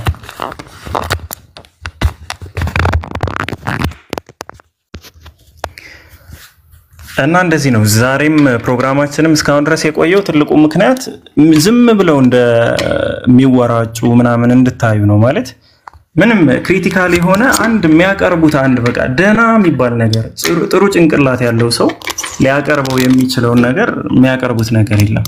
ስለዚህ አለማሰብ አዲስ አይደለም። ያው የልጆችም እንደዛ ናቸው። ለትንሽ ጊዜ ቀስ በቀስ ወደ ማሰቡ ማደግ ይመጣልና ችግር የለውም። ርዕሳችን እንደምታዩት ነው። ለምን አልሰለማችሁም ነው። ኦኬ፣ ለምን አልሰለማችሁም? ኡስታዝ ወሂድ ኔትወርክ ነው ምንድነው? ወጣል።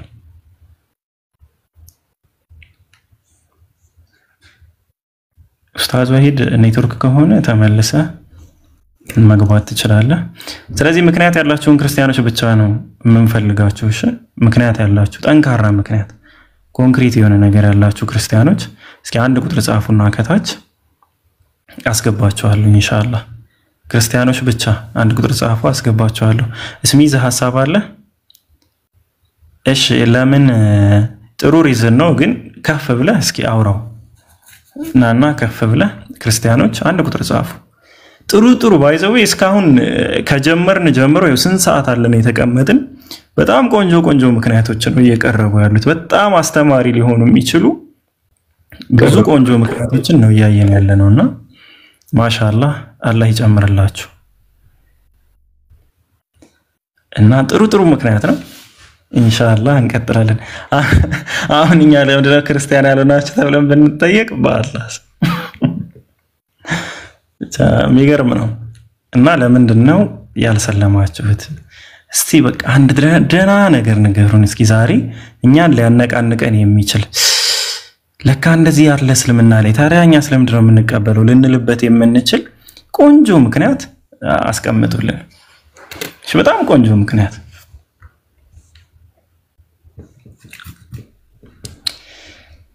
የእናንተ እምነት ፖለቲካ የኛ እምነት የሆነውን ፖለቲካችንን ለምንድነው ያልተቀበላችሁት? የእናንተ እምነት ፖለቲካ ነው ይላል እንዴ? እኮ እሱስ ቢሆን ለምን አልተቀበላችሁት? እሺ ለምን? በጣም የሚገርም ስም ነው ያለው ባይዘውና ርዕሳችን ነው ለዛሬ። ይሰማሃል? አዎ እየሰሙ ነው። እንዴት አመሸ? እግዚአብሔር ይመስገን። ፖለቲካ ምናምን ልሰራብኝ እንዳትሞክር።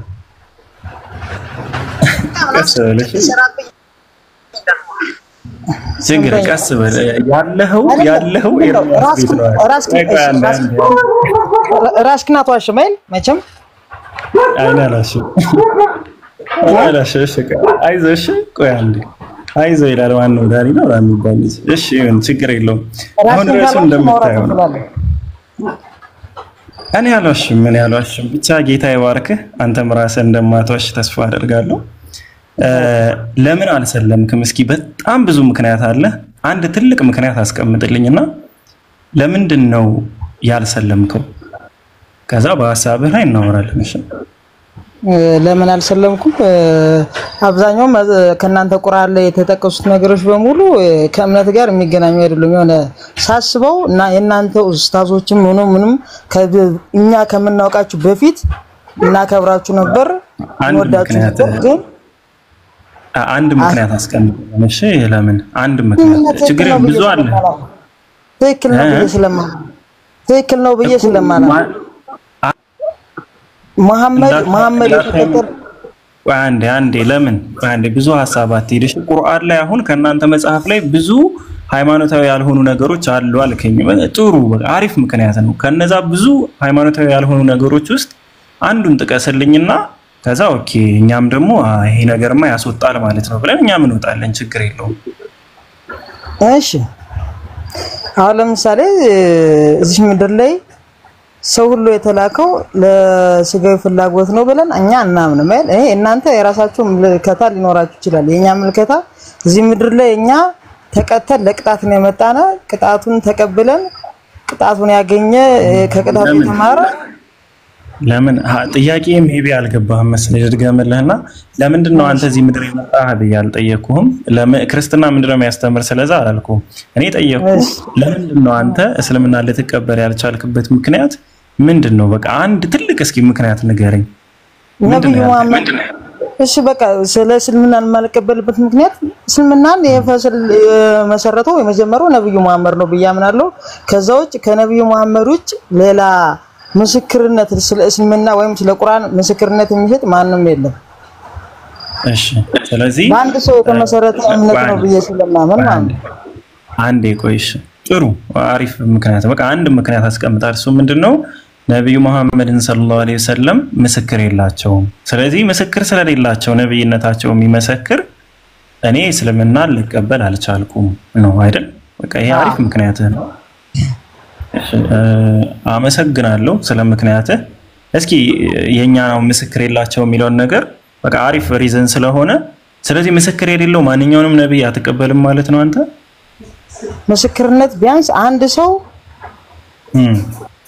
የራሱን ፍልስፍና ሊጠቀም ይችላል። የራሱ አንድ ሰው አንድ ነው። በቃ ቢያንስ ለአንድ ሰው የሚሰጥ ምስክርነት ከባድ ነው። ለማንኛውም አሁን ይሄ ነው ምስክር የሌለውን ነብይ አልቀበልም ነው አይደል? አጠር አድርገማ ንገረኝ። ነብዩ መሐመድ አሁን ቁርአን ወረደልኝ አለ። እሱ ነው ወረደ። ለምን ምጠይቅም ብቻ መልስልኝ ፕሊዝ። ምስክር የሌለው ነብይ አትቀበልም። አዎ እሺ ጥሩ የሆነ አካል በቃ ምስክር ከሌለው አትቀበልም ማለት ነው። አዎ ምስክርነት ያስፈልገዋል። ቢያንስ አንድ ሰው ምልከታ ብቻ በቂ ነው ብዬ አላምንም። ጥሩ እሺ በቃ በጣም አሪፍ ምክንያት ነው ያቀረብከው። ስለዚህ አንድ ጥያቄ ልጠይቅህና ከባይብል መርጠህ ነብይ ስለ ባይብል እያወራን እኮ አይደለም። ስለ ባይብል እያወራን አይደለም። ስለ እስልምና እያወራን አይደለም። አንተ የምትሰሩት ነገር በሙሉ ፖለቲካ ነው የምልህ እዚህ ነው። እኔ የሆነ ጥያቄ እናንተ ስጠይቅ ማለት ነው እናንተ መጽሐፍ ቅዱስ ላይ ትገባላችሁ። ስለ መጽሐፍ ቅዱስ አይደለም እያወራን። እኔ ስለ መጽሐፍ ቅዱስ ላወራ ለምን ሲጀመር ማለት ለምን ቆይ አንድ ነገር ጠይቅ ያለህ ሰው የለም። ሲጀመር ማንም ሰው ጠይቅ አላለም። እዚህ ቤት ጠይቁ ኑ አልተባላችሁም። ምንድነው የተባለው? እኔ ስላንተ ቆይ አንዴ ለምን አንዴ ዝም ብለህ ታረዳኝና ከዛ ትቀጥላለሽ። ችግር የለም። ማንም ጠይቅ ያለህ የለም። ጥያቄ ነው የጠየቁ። ምንድነው የጠየቁ? ለምን አልሰለምክም ነው። ስለዚህ አንተ ጠያቂ አይደለህም። ኦኬ እየጠየቅክ አይደለም ያለው። ይሄን በደንብ ወቅ። ስለዚህ ልትጠይቅ አይደለም የገባ ምክንያትህን ልታስቀምጥ። እኔንም ስማኝ አንተ ብቻ ተወራ በሁለታችንም ነው። አዩ አንተ ጠየቀኝ ለምን አልሰለምክም? ነብዩ አንድ የናንተ ቁርአን ነብዩ መሐመድ ብቻ ስለተቀበለው ምክንያታዊ ነው ብዬ አላምንም ብያለሁ አይደል? ስለዚህ አንተ ያንን መልስ ነበር መመለስ የነበረብህ። አንተ ግን መጽሐፍ ስለገባ ለምንድን ነው ከኔ መልስ የምትጠብቀው? ለምንድን ነው መመለስ? መጽሐፍ ቅዱስ ላይ ለምን ትገባለሽ? እኮ እኔ ልመልስልህ አይደለም። እኔ ያስገባው ልጠይቅህ ነው። ገባ? ያስገባው እኔ ልመልስልህ አይደለም። ሐሳብህን ታነሳለህ። አንዴ ጸጥ ብለህ ስማኝ። ለምን እንዳልሰለምክ ታነሳለህ። ያንን ያነሳኸውን ሐሳብ ደግሞ አሁን ከምታምንበት እምነት ላይ መስፈርቱን ታሳየኛለህ። ለምን ይሄንን ያልተቀበልከው ለዚህ ከሆነ ኦኬ፣ ስለዚህ ክርስቲያን የሆንከው የክርስትና ነቢያቶች ምስክር ስላላቸው ነው ማለት ነው አይደል?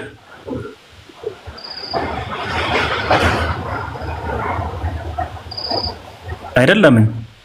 አዎ በቃ የፈለከው ምረጥ አልኩ። አንዱን ነብይ ጥራና በማስረጃ ምስክሩን ንገረኝ ወይም የመሰከረለትን። ሰምተህ ነው መጀመሪያ ስማኝ። ቅድም መጀመሪያ እኮ ተናግሬያለሁ። ፖለቲካ አታርገው። እምነትና ፖለቲካ ይላል። አንተ እንደዚህ ብሎ ይሄን ስለሳብ ፖለቲካውን የምርጫ ቅስቀሳ ያደረኩበት አስመስልከው ይገባል። እኔ ማለት የምፈልገው እኮ ገብቷል። ግን አንተ የኔን ደካማ ጎን ወይም የኔን የሆነ ድክመት ከመፈለግ ይልቅ ማለት ነው አንተ መጀመሪያ እኔ ማለት የፈለኩት ገብቷል። ጥንቅቅ አድርገህ ታውቃለህ 100% ማለት ነው። ለምን ማለት ስለማትፈልገው ያንን ነገር ማውጣት ስለማትፈልገው የኔ ብቻ ብለህ እኔ በነገራችን ላይ የኔ ብቻ ብዬ ማምን ሰው አይደለም። የኔ ብቻ ሳይሆን ከኋላ በስተጀርባው የዛን ነገር ጀርባው ምንድነው የሚለው ነገር አምናለሁ። ግን አንተ የኔ ብቻ ብለህ ስለምታምን ያመጣውን ሐሳብ ሙሉ በሙሉ ጥያቄ ላይ እኔ ልትዘኝ ነው የምፈልገው። እኔ በማወራው ነገር በራሴ እኔን ማጥቃት ነው የምፈልገው። አዮ ለዛ ነው ፖለቲካ ነው ያልኩት። ፖለቲካ ካልሆነ እኔ ማስረዳት ለምን ነው ማጠቃህ መሰለ? ለምን አንተ የምታነሳው ሐሳብ አንተን ያጠቃህ ማለት ነው? ያየናችሁ እኮ ነው ያየራ አንተ ለምንድን ነው ማያጠቃህን ሐሳብ ማታነሳ? አንተ የምታነሳው ሐሳብ አንተን ያጠቃህ ማለት ነው? አይደለም። እኔ ሰው ነኝ፣ ደካማ ነኝ። እኔ ሙሉ ፐርሰንት እንደዚህ ነኝ ብዬ ምን አሁን ለምሳሌ እኔ ተራ ሰራተኛ ነኝ እዚህና እንደናንተ ንጽጽር መሰራ ችግር የለውም። የቤተሰብ ታሪክን የግል ታሪክን አትንገረን፣ አያስፈልግም። ሶሻል ሚዲያ ነው። አሁን እኔ የጠየቅኩህ ምንድነው አንተ የምታነሳው ሐሳብ አንተን ያጠቃሃል ወይ? ለምንድን ነው የሚያጠቃህ? እምነትህ አይደል እንዴ? መስፈርትህ እኮ ነው። ለምንድን ነው አንተ እኔ አሁን የኔን መስፈርት ብትጠይቀኝ እኔን መልሶ የሚያጠቃኝ መስፈርት የለኝም። ለምን ያጠቃኛል? የኔ መስፈርት አይደል እንዴ? አይ እኔ እኮ ምን ገብቷል መጀመሪያ አቡኪ አፎና አንድ ቤዝ ላስቀምጥና ለምንዬ እንዴት ነህ? ሰላም ነህ? ለምን ሰላም አለን አልሐምዱሊላህ። ምናልባት ከዚህ በፊት ሌላ ቤት ገብተህ የሆነ ነገር አድርገው ከሆነ ያ ስህተት ነው። እስልምና ማስተምሩ አይደለም። እንደዚህ ያደረጉ አካላቶችም ስህተት ነው የሰሩት። ያው ፒኬ እንዳየኸው ከሆነ እስካሁን መጣለኛው በእኔ መስመር ይቅርታ በእኔ መስመር ስለመጣ ተመስገን። ትክክል። አዎ ፒኬ ደግሞ የምታየው ፒኬ ደግሞ እንደዚህ አይነት ባህሪ ያለው አይደለም። ሁላችንም በዛ ባህሪ የምናውቀው ወንድማችን አይደለም። ስለዚህ አሁን አንተ መጀመሪያ ሁለት ነገር ካንተ ፈልጋለሁ፣ ከዛ ትጨርሳላችሁ። መጀመሪያው አይምሮህን ፍሬ አድርገው። ወላሂ ማንም እዚህ ጋር እኔ ሐቂቃ ነው የምናገረው። ማንም እዚህ ጋር አሁን መስዋዕት አድርጎ ሰዓቱን እንግዲህ ታውቀዋለህ፣ ኢትዮጵያ አሁን ያለው ሰዓት በዚህ ሰዓት ቁጭ ብሎ ማንንም ለማደናበር ወይ ፖለቲካ ለመስራት የለም። እንደዚህ እኛ እንትናችን ሃይማኖታችን ራሱ አይፈቅድም። ያ የመጀመሪያው ፖይንት ነው። ሁለተኛው ደግሞ ነገር ምንድነው ለምን አሁን እሱ አንተ ሐሳብ ስታነሳ አሁን ሐሳብ ነው፣ ፍሪ ውይይት ነው። ጥያቄ እየተያየቅን እየተሞጋገጥን ምናምን አይደለም። የሙግት ሰውም አይደለም ፒኬ በመሰረቱ ማለት ነው። እና ሐሳብ ላይ ስታወሩ ሐሳብ ላይ ስታወሩ አንተ ለምሳሌ መስፈርት ነው ካልከው እሱ ደግሞ መለስ ያደርግና አሁን እንግዲህ ሁሉም በርጋታ እያዳመጠ ነው። እኔ ነኝ እንደውም ጣልቃ የገባሁት እሱንም ላስማማ በሚለው ነው። አንተም ሐሳብ ስታነሳ እሱ ደግሞ ነው እስቲ ስታንዳርድ ከሆነ ለምሳሌ አንድ አካል እንግዲህ ተደጋጋሚ ምሳሌ ነው ይችላል። አንድ አካል ለምንድን ነው የምትወጣው ከተባለ የሆነ ነገር ፈልጌ ነው የምወጣው ካለ እዚህ አላገኘም እዛ ግን አለ ማለት ነው። ስለዚህ ለምንድን ነው ያልሰለምከው ሲባል አይ ማልሰልመው ነብዩ ምስክር ሳይላቸው ነው ካልክ ያ ማለት አንተ ያለህበት ቦታ ምስክር አለ ማለት ነው። እና ያን ቤዝ ላይ ትኩረት አድርጉና እንድትቀጥሉ ነው በመሃል የገባሁት። ትንሽ ልጨምር ካላላችሁ አንቺማ ማውራት አለብሽ መሲ አውሪ እንጂ። ኦኬ ወገናችን የእናንተ ብቻ ነውራ የኔን አትንኮብኝ አይባልም። አንተም ክርስቲያን ነህ እነሱም ሙስሊም ናቸው። ያንተንም ክርስትና የነሱንም እስልምና እኩል አድርገህ ነው አቅርበህ የምታወራው። ንጽጽር ብሎ ማለት ሁለት ነገር ነው የምታወያየው። በአማርኛ ቋንቋ ንጽጽር፣ ክርክር፣ ውይይት ይባላል። የሚያከራክር ሁለት ነገር የግድ መኖር አለበት። የሚያነጻጽር የግድ ሁለት ነገር መቅረብ አለበት። የሚያወያዩ የግድ ሁለት ነገር መቅረብ አለበት።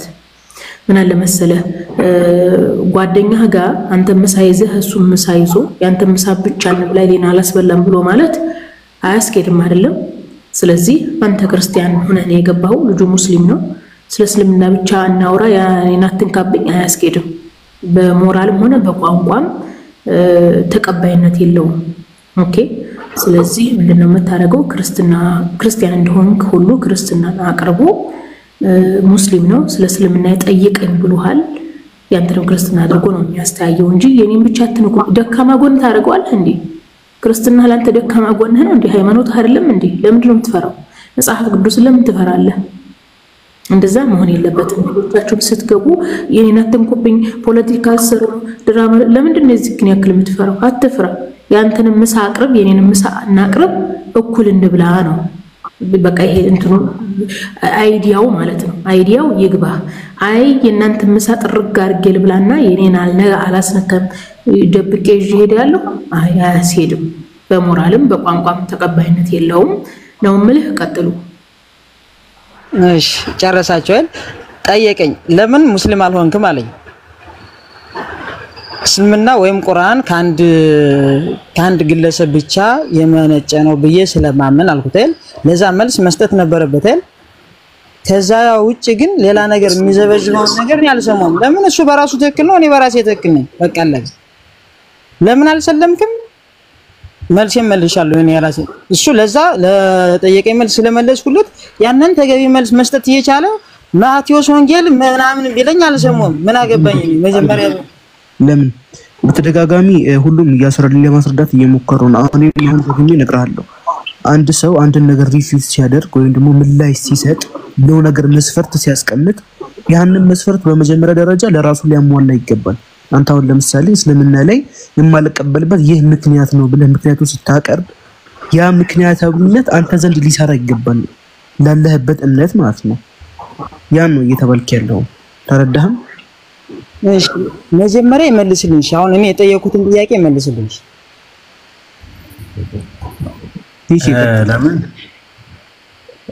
እሺ ኢብኑ ቃፍ ባይ ዘ ዌይ ኢብኑ ቃፍ ረመዳንም ስሚዝም አቡ ሂራ ኦልቤን መቀጠል ትችላላችሁ። እሺ ምንም ችግር የለውም። እየተቀባበልን እየተጋገዝን ኢንሻአላህ እንቀጥላለን። ያው እንዳያችሁት ነው ሁሉንም ነገር ቀለል አድርገን እናወራበታለን ማለት ነው።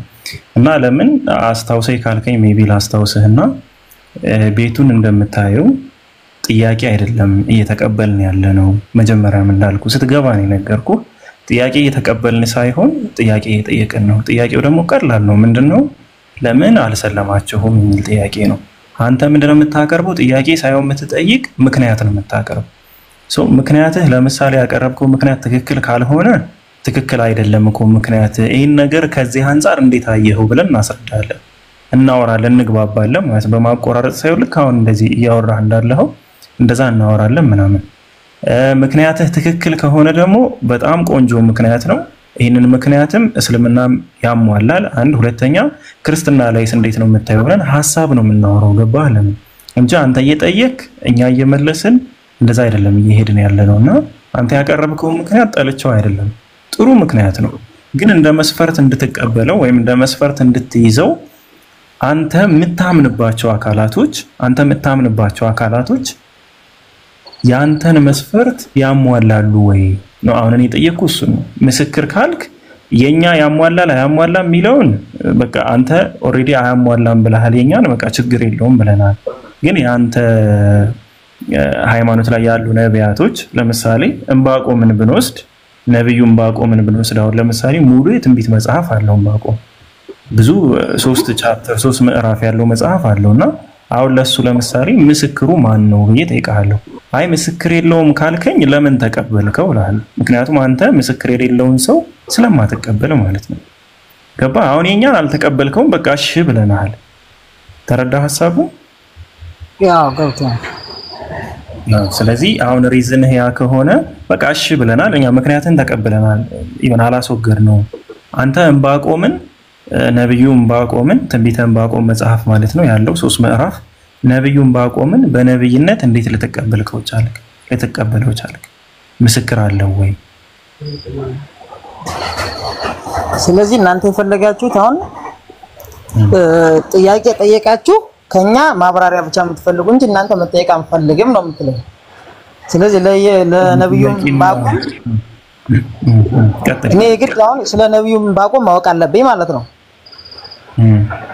እኔ ንጽጽር አልሰራም አይደል ንጽጽር ማወቅ አለብህ ሳይሆን ያንተን መስፈርት እንባቆም ማሟላት አለበት ነው ካላሟላማ በአንተ መስፈርት ይወድቃል ማለት ለምሳሌ እኔ አንድ ነብይ በሰማይ ላይ ካልበረረ ነብይ ነው ልል አልችልም አልቀበልም ብዬ ለምሳሌ ሙሴ በሰማይ ላይ አልበረረም ስለዚህ ነብይ አይደለም ብዬ ነው ማመን ብለህ አንተ ኦኬ ብለህ በቃ እንደዛ ሳይሆን መስፈርት እሺ አንተ የምትቀበለው ነብይ በሰማይ ላይ የሚበር ነብይ ማን አለ ነብዩ መሐመድ ሰለላሁ ዐለይሂ ወሰለም በሰማይ ላይ ይበራሉ ወይ ብለህ ትጠይቀኛለህ ካልበረሩ የኔን መስፈርት አያሟሉ ማለት ነው እና አብርሃም ምናምን ካልበረሩ ስለዚህ መስፈርቴ ትክክል አይደለም ወገንተኛ ነኝ ለምን ለሌላው ስለተጠቀመዋለሁ ለኔ ሲሆን ግን አይሰራል ስለዚህ አንተ ለሌላውም የምትጠቀመው መስፈርት አንተ ለምታምነው ነብይስ ተጠቀመዋለህ ወይ የምትጠቀመው ከሆነ ንገረንና ኦኬ እኛም አክሴፕት አድርገን እሺ ስለዚህ በዚህ መስፈርት ደግሞ እንመዝናለን ማለት ነው ሌሎችን እሺ አንዴ ደግሞ ነው ሰማይ ምን መሰለህ ይቅርታ ላዝጋችሁ ከቻልኩ ይቅርታ አድርጉልኝ ግን እኔ መናገር የምፈልገው መናገር ስለምፈልግ ይሄን ብቻ እንድትረዱ የምፈልግ ስለምነት ለምን ሳይሆን ስለ ሰውነት ነው ያወራ ያለው ስለ ሰውነት ያን ደግሞ ማለት ነው አሁን እኔ ለምን አልሰለምክም ብለህኝ ለስለ መሐመድ እንደዚህ በየሳወራ ለዛ ለምን ማብራሪያ አልሰጠኝም ይያልኩ አይ እኔ እኮ ልጠይቅ አልገባም ስትለኝ ግራ ገባኝ ምንድነው ታዲያ መጀመሪያ ለምን እንደዚህ ብሎ ጠየቀኝ ብዬ ግራ ስለገባኝ ስለ ያዕቆብ ስለምንም ላንተ ለመመለስ እኔ ብቁ አይደለም ግን ለምን አልሰለምክም ብለ ጠየቀኝ ያልሰለምኩማ እንደዚህ ምክንያት ስላለኝ ነው ስለ አንተ ደግሞ ያን ምክንያቴን አይ ይሄ እኮ እንደዚህ የሆነው ለዚህ ነው እንደዚህ ምክንያት አለ እናሳጥረውና ነብዩ መሐመድ ሰለላሁ ዐለይሂ ወሰለም ምስክር ካላቸው ነብይነታቸውን ትቀበላለህ በማስረጃ ያው በማስረጃ የመሰከሩላቸው ሰዎች ካሉ ነብይነታቸው ከቁርአን ነው የምታመጣልኝ ማስረጃ ደግሞ ማስረጃ ትመርጣለህ ነው እሺ ከምንድን ነው የምትፈልገው ማስረጃ አንተ ከምን ነው የምታመጣልኝ ለማለት ነው እኔ መጀመሪያ ግልጽ ይሆንኩልህ ነው አንተ ማስረጃ ከምትቀበልበት ቦታ እሺ እስካምጣል ነብዩ መሐመድ ከነብዩ መሐመድ ለቁርአን ያውቃል የምትለው ካለ ለወቀው እኔ እኮ ለወቀው ነው እያልኩ ያለው እንጂ ልከራከራችሁ እናንተ ጋር ልሟገት ስለዚህ የእውቀት የማወቅ መስፈርትህ እንጂ ለማትቀበልበት ምክንያት አይደለም ማለት ነው እኔ አላውቅም አይደል አይ የለም እያልኳችሁ አይደለም እኔ እስከማውቀው ድረስ አሁን እኔ እስከተማርኩ ድረስ እስከማውቀው በአሁኑ ሰዓት እስካለኝ እንትን ድረስ ነብዩ መሐመድ ከሆነ ዋሻ ውስጥ ገብተው ጸሎት አድርገው የሆነ ቁርአን ከሰማይ ወረደላቸው ከዛ ይሄ ቁርአን ማለት ከሰማይ ወረደልን ብለው ለህዝቡ አስተማሩ እያልኩ ነው ያለው እኔ ግልጽ ይሆንኩልን ያለው በነገራችን ላይ እንደዚህ ለግልጽነት ባይዘው በጣም ነው የምናመሰግን ባህሪም ደስ የሚል ባህሪ ነው ያለ እስሚዝ እስኪ የሆነ ነገር አስተማሩ እንደዚህ ብለው ሲያስተምሩ እስልምናን ተቀበሉ እዚህ በኋላ እንደዚህ ብለው አስተማሩ እኔም ማውቀው ነው የነገርኩ ያለው በነገር ነው ትክክል ነው እያልኩ አይደለም በቃ ችግር የለም አሁን አንተ ጋር ተግባብተናል መስፈርት ሳይሆን ያቀረብከው እኔ ባውቅ ደስ ይለኛል መጀመሪያ መስፈርት ነበረ በመስፈርቱ እናም ባቆም ተመዝነው ማለፍም አይችሉም የመጀመሪያው ነው ሁለተኛ ደግሞ መስፈርቱ ራሱ ቢሟላለህና ቢቀርብልህ ታምናለህ ተቀበላለህ ወይ አልኩ አይ እኔ ላምን ሳይሆን ወይም ነብይነታቸውን ለመቀበል ሳይሆን ለማወቅ ነው የፈለኩት አልክ ስለዚህ ከኛ ርዕስ ጋር ሙሉ ለሙሉ የሚገናኝ ሐሳብ አይደለም እያወራህ ያለውና ስሚዝ የሆነ ሐሳብ ይስጥህና ስሚዝ ከዛ የሚያስቀጥል ከሆነ ከስሚዝ ጋር ተቀጥላላችሁ ካልሆነ ደግሞ ችግር የለውም ለዛሬ እንለያይና በዚህ ዙሪያ ላይ በደንብ አስበህበት ሁሌም በየቀኑ ማታ ይሄን ርዕስ ይዘን በዚህ ፕሮግራም ስለምንኖር እናወራለን ማለት ምንም ችግር የለም ስሚዝ ሐሳብ ካለ ቀጥል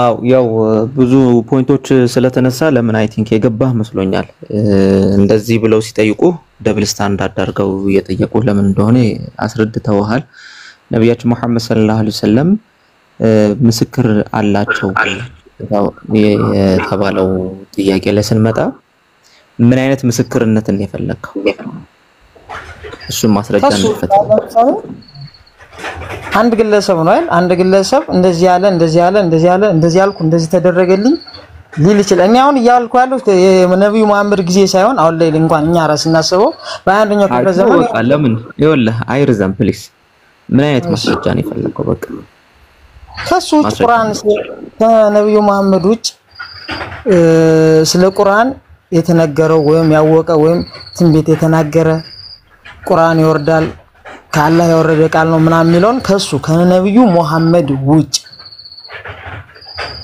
ከሱ ምሳሌ መላእክቶች ወይም ደግሞ ለነብያችን መሐመድ ሰለላሁ ዐለይሂ ወሰለም መላእክት ወርዶላቸዋል እኚህም ጅብሪል አለይሂ ሰላም ወይም ደግሞ ገብርኤል ሲወርድላቸው በአጠገባቸው የነበሩ ሰሃቦች አንድ ላይ ሆነው በአጠገቡ የነበሩ ሰሃቦች ማለት ነው ሰሃባ ብሎ ማለት ኮምፓኒየን ባልደረቦቻቸው ማለት ነው አንድ ላይ ሆነው ገብርኤል መጥቶ ያስተምራቸው ነበር ሁሉም ምስክር ባለበት ማለት ነው ባልደረቦቻቸው በአጠቃላይ በሁሉም ባለበት ገብርኤል መጥቶ ስለ እስልምና ያስተምራቸው ነበር ስለዚህ ባልደረቦቻቸው በአጠቃላይ በጊዜው የነበሩ ባልደረቦቻቸው ምስክር ናቸው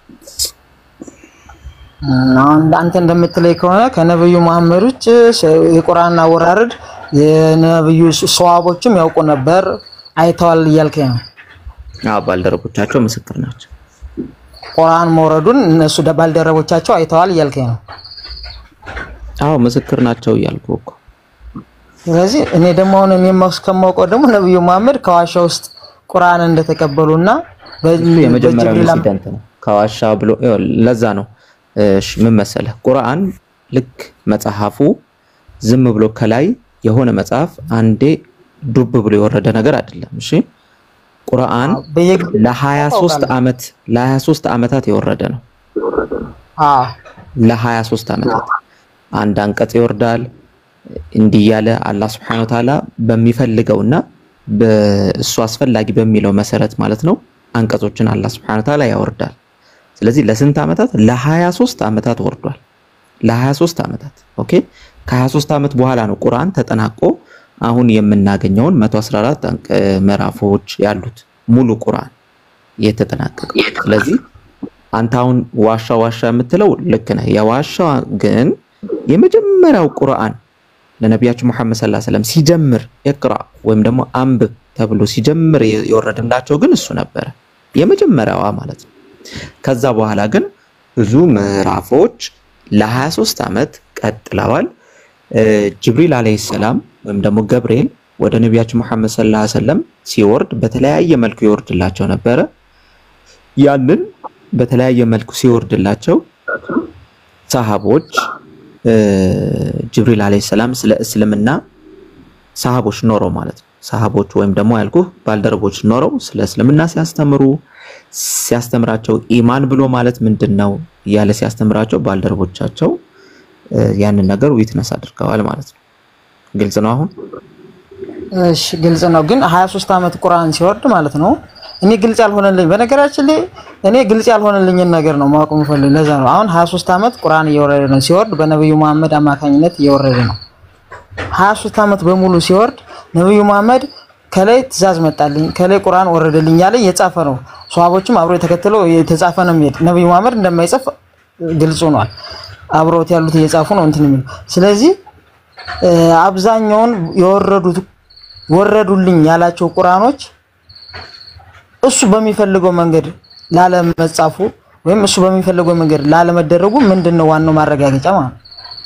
አሁን ለምሳሌ እኔ እንደዚህ ትእዛዝ ተቀብያለሁ ለምን እንደዚህ አላረክም ያጎቴ ልጅ ለምን እንደዚህ አላረክም በሚያደርገው ነገር ያን ነገር ከሱ ውጭ ማረጋገጫ የሚሆን ነገር ምንድነው ለማለት ተፈልገ። አሁን ቁርአን ወረደልኝ እንደዚህ አርጉ ተብሏል እንደዚህ ተብሏል ሲል ትእዛዝ ሲያወርድ እሱ በራሱ በአመለካከት ላለማረጉ ምንድነው ዋስት? እሺ ግልጽ ነው ጥያቄ። ነብያችን መሐመድ ሰለላሁ ዐለይሂ ወሰለም ከራሳቸው እንደማይናገሩ የወረደላቸውን ብቻ እንደሚናገሩ አንደኛ ቁርአኑ ምስክርነት ይሰጣል። ሁለተኛ ደግሞ ይሄንን ከራሳቸው አዳምጥ ለምን አዳምጥች እኔ ዝም ብዬ አዳምጥኩ ጥያቄህን መልሴን ደግሞ ሙሉ ታዳምጣለህ ምታርጋ አዳምጥ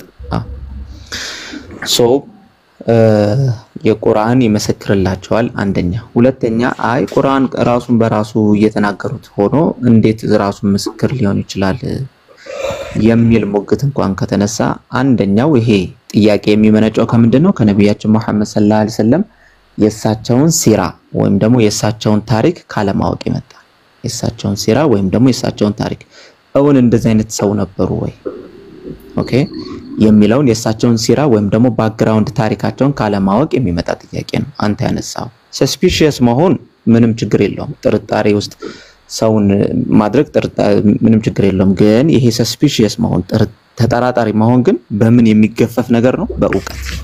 እውቀቱ ምንድነው ከተባለ ስለ ነብያችን መሐመድ ሰለላሁ ዐለይሂ ወሰለም ታሪክ መረዳት፣ ስለ ነብያችን መሐመድ ሰለላሁ ዐለይሂ ወሰለም የህይወት ታሪካቸው ምን ይመስል ነበር የሚለውን ስንረዳ ነብያችን መሐመድ ሰለላሁ ዐለይሂ ወሰለም እንዲህ አይነት እንዳልነበሩ መረዳት እንችላለን። ለምሳሌ ነብያችን መሐመድ ሰለላሁ ዐለይሂ ወሰለም ይሄ ወህይ ወይም ደግሞ ይሄ ሬቨሌሽን ሳይወርድላቸው በፊት እስከ 40 ዓመታቸው የነብይነት ማዕረግን አልተሰጣቸውም ነበር። 40 ዓመታቸው ላይ ሲሆን ነበር ይሄ የነብይነት ማዕረግ የተሰጣቸው። እስከ 40 ዓመታቸው ግን ምን አይነት በጥላቶቻቸው እንኳን ምን አይነት ስያሜ እንደሚሰጣቸው እንደነበረ ታውቃለህ? ሙሐመዱል አሚን፣ ይህ ታማኙ ሙሐመድ። በዛ በመካ ሲዘዋወሩ እንኳን ጠላቶቻቸው እንኳን ምን ነበር የሚሏቸው? ሙሐመዱል አሚን፣ ይህ ታማኙ መሐመድ አይደለ እንዴ የምናምነው ውሸት እንኳን የማይወጣው ታማኙ መሐመድ ይህ አይደለ እንዴ ብለው ኦኬ ታማኙ መሐመድ እያሉ ይመሰክሩላቸው የነበሩ ሰዎች ናቸው። እኚህ ሰው ራሳቸው ናቸው እስከ 40 ዓመት በእውነትና አንድም ቀን በውሸት የማይታሙት ሰው 40 ዓመታቸው ላይ ወህይ መጣላቸው ከአላህ Subhanahu Wa Ta'ala መለኮት ወረደላቸው። ኦኬ መለኮት የወረደላቸው እንደው የግላቸውን ነገር ለማሳካት ወይም ደግሞ ሌላ ነገር አላማ አንግበው ነው እንዳንል ደግሞ ያንን ሁሉ አፈራርሰው ነው የመጡት። ለምን አንድ ወንድ ለምሳሌ ሀብትን ፈልገውም ከሆነ የሀብትን ኦፕሽን ተሰጥቷቸው ነበር፣ አልፈልግም ነው ያሉት። ሴትን ፈልገው ከሆነ ይሄንን የምትለውን ነገር አቁም እንጂ እኛ በዛ በቁረይሽ ይባላል ጎሳው የተወለዱበት ማለት ነው። በዛ በቁረይሽ ወይም ደግሞ በዛ በመካ አሉ የሚባሉ ሚስቶችን እንዳርህ ይሄንን ቁርአን ወርዶልኛል አንዱን አምላክ አምልኩ የምትለውን ብቻ አቁምልን ብለው ተናግረዋቸው ነበር። ያንንም አልፈለጉም። ዝናን አልፈለጉም፣ ክብርን አልፈለጉም፣ ስልጣንን አልፈለጉም፣ ገንዘብን አልፈለጉም፣ ሴቱንም አልፈለጉም። የፈለጉት አንዱን አምላክ ብቻ አምልኩ፣ ይህንን ነው የተወረደልኝ፣ ይህንን እያልኩ ነው እሞታለሁ የሚል ነበር። ስለዚህ አንደኛው ታሪካቸውን ማወቅ ተገቢ ነው። ሁለተኛው ምክንያት ነብያችን መሐመድ ሰለላሁ ዐለይሂ ወሰለም ያንን የማያደርጉበት ምክንያቶች ታማኝነታቸውን በተለያየ መልኩ በማያሻማ ወይም ደግሞ እሳቸው እንዲህ ሊያደርጉት በማይችሉ መልኩ አሳይተዋል። በብዙ መልኩ ለምሳሌ ከተፈጠሩ ኢንሲደንቶች አንዱ ለምሳሌ ቁርአን በራሱ ያው ስለ ቁርአን ስለማታቅ ነው ከስር መሰረቱ ምነግር እንጂ እዚህ ላይ ያሉ ሰዎች ከኔ የሚበልጡ እንደውም ብዙ የሚያውቁ ናቸው። ላንተ ነው ያስረዳው ያለው። ለምሳሌ ቁርአኑ በራሱ ነብዩ መሐመድን ተችቶ ይወርዳል። ቁርአኑ ራሱ ነብዩ መሐመድን እንዲህ ለምን አላደረክም እንዲህ ማረግህ ትክክል አይደለም እያለ እየተቸ ይወርዳል። ኦኬ ትክክል አይደለም ይሄ ማድረግህ እንደዚህ ነው እያለ ተችቶ ስለዚህ በራሳቸው በፈለጉት መልኩ ማኒፑሌት የሚያደርጉት የሚቀይሩት ራሳቸው እንደፈለጉ የሚያደርጉት ቢሆን ኖሮ እንዴት አንድ ሰው ራሱን እየተቸ ደሞ ለኔ ጥቅም ሊውልልኝ ነው ሊል ይችላል? ሰው ራሱን ሊተች እንዴት ይችላል? ገብቷል? ስለዚህ በራሳቸው ማኒፑሌት የሚያደርጉት ነገር አይደለም። ሁለተኛ ብዙ ኢንሲደንቶች ስላሉ ነው። ወህዩ በሚቋረጥበት ታይም ወይም ደግሞ ወህዩ በሚቋረጥበት ታይም ብሎ ማለት ነብያችን መሐመድ ሰለላሁ ዐለይሂ ወሰለም እንደነገርኩ በ23 አመት ውስጥ የመጣ ሪቪሌሽን ነው ብያለሁ። 23 አመት ረጅም ጊዜ ነው። በዛ ውስጥ አንዴ ለምሳሌ ወህይ ከወረደላቸው በኋላ ወህይ ይቋረጣል። ወህይ ይቋረጣል ብሎ ማለት የሚወርድላቸው ማለት ነው። በሚቋረጥበት ታይም ጠላቶቻቸው ሞክ ያረጉባቸው ነበር፣ ይቀልዱባቸው ነበር። ያ አወረደልን የምትለው አካል የታለ አሁን ይሄው ትተዋል አይደል እንዴ? የታለ የሚያወርድልህ? አወረደልኝ ትላል ነበር ጌታዬ አንድ አምላኬ ትላል ነበር የታለ እንትን የሚልልህ? በዛ ሰዓት ኦኬ ወርዶልኛል ይሄው እንደዚህ ብሎኛል ማለት ይቻል ነበር አይደል? ይቻላል። አሁን አንድ ሰው አጭበርባሪ ከሆነ ለምን ይጠብቃል? ጠላቶቹ እንደዛ ሲያሾፉበት ሲሳለቁበት በቃ ይሄው አልወረደልኝ ብሎ ለምን ዝም ይላል? ዝም ከማለት ቶሎ ምን ይብላል? ይሄው ወርዶልኛል ይሄው እንዲህ ብሎኛል እንዲህ ብሎኛል ማለት እኮ የሚጠበቅበት። ነብያችን መሐመድ ሰለላሁ ዐለይሂ ወሰለም ግን እንደዛ ሞክ እየተደረገባቸው እንደዛ በጠላቶቻቸው እየተሳለቁባቸው ዝም ምን ያሉት ለምን ከተባለ ትክክለኛ ወህይ ከአላህ Subhanahu Wa Ta'ala እስኪመጣ ይጠብቃሉ። 3 ወር 6 ወር ቁጭ ብሎ መጠበቅ ነው የሳቸው ስራ እንጂ ተነስቶ አይ በቃ ዛሬ መጥቶልኛል የለም። ለምን ነብያችን መሐመድ ሰለላሁ ዐለይሂ ወሰለም ትክክለኛ ከአላህ ካልሆነ የሚናገሩ ስላልሆነ። ሌላም ብዙ ኢንሲደንቶች አሉ። ለምሳሌ የነብያችን መሐመድ ሰለላሁ ዐለይሂ ወሰለም ሚስት አይሻ ሚስታቸው አይሻ የምትባል ሚስት ነበራቸው የማታውቅ ከሆነ እሳቸውን ጠላቶቻቸው በአንድ ኢንሲደንት ምን ብለው ጠረጠሯት? ዝሙት ሰርታለች ብለው ጠረጠሯት። ሰው ሁሉ ተሳለቁባቸው። ኦኬ ሰው ሁሉ ተሳለቀባቸው። ይሄው የነብዩ መሐመድ ሚስት ተብሎ ብዙ ነገር ተነገረባቸው፣ ብዙ ተሾፈባቸው። የዛኔ ሁሉም ምን ይጠብቅ ጀመር? በቃ ከአላህ የሆነ ወህይ መጥቶ ከአላህ የሆነ ሬቪሌሽን መጥቶ መልስ መጥቶ ይገላግለናል የሚል መጠበቅ ጀመረ። ግን ሬቪሌሽኑ ደግሞ አልወረደም። ምን ይደረግሽ? ዝም አሉ። አሁን የዛኔ ነብዩ መሐመድ እንደው ከራሳቸው ቢሆን እንደዛ የሚወዷትን ሚስት ለመከላከል ብለው ቶሎ ብለው ምን ይላሉ?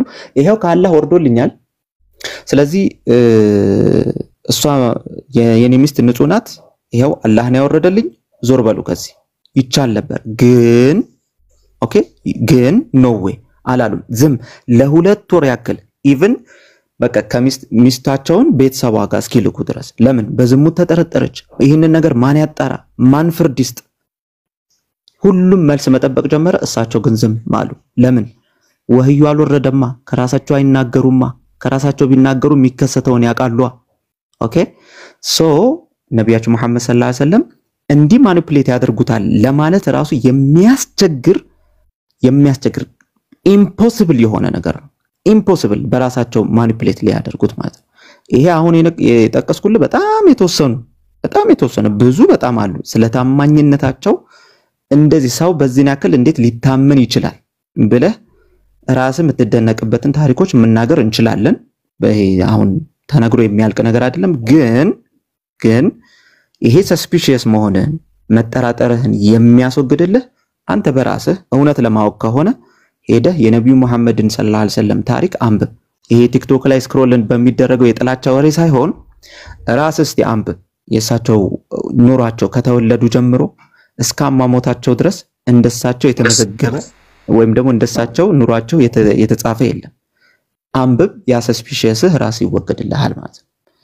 አይ ቲንክ መልስህን ያገኘህ ይመስለኛል። ሰላም አለይኩም እስሚ ዞም ባልከው ሐሳብ ላይ ለመጨመር ያህል ኦልሬዲ አብዛኛው ነገር በሚባል ደረጃ አቅል ያለው ሰውና ለመቀበል ዝግጁ ለሆነ ሰው በጣም በቂ ነው። እኔ ግን አንድ ኢንሲደንት ላንሳ። ኢብራሂም የረሱል ሰለላሁ ዐለይሂ ወሰለም ልጅ በሞተበት ጊዜ አንድ የተከሰተ ክስተት ነበር። እሱ ምንድነው የጨረቃ ግርዶሽ ተፈጥሮ ነበር። አይ ቲንክ ኩሱፍ ይሁን ኩሱፍ والله አለም ተፈጥሮ ነበር የጨረቃ ግርዶሽ። በዚህን ወቅት ሰሃቦች ምን ማለት ይጀምራሉ?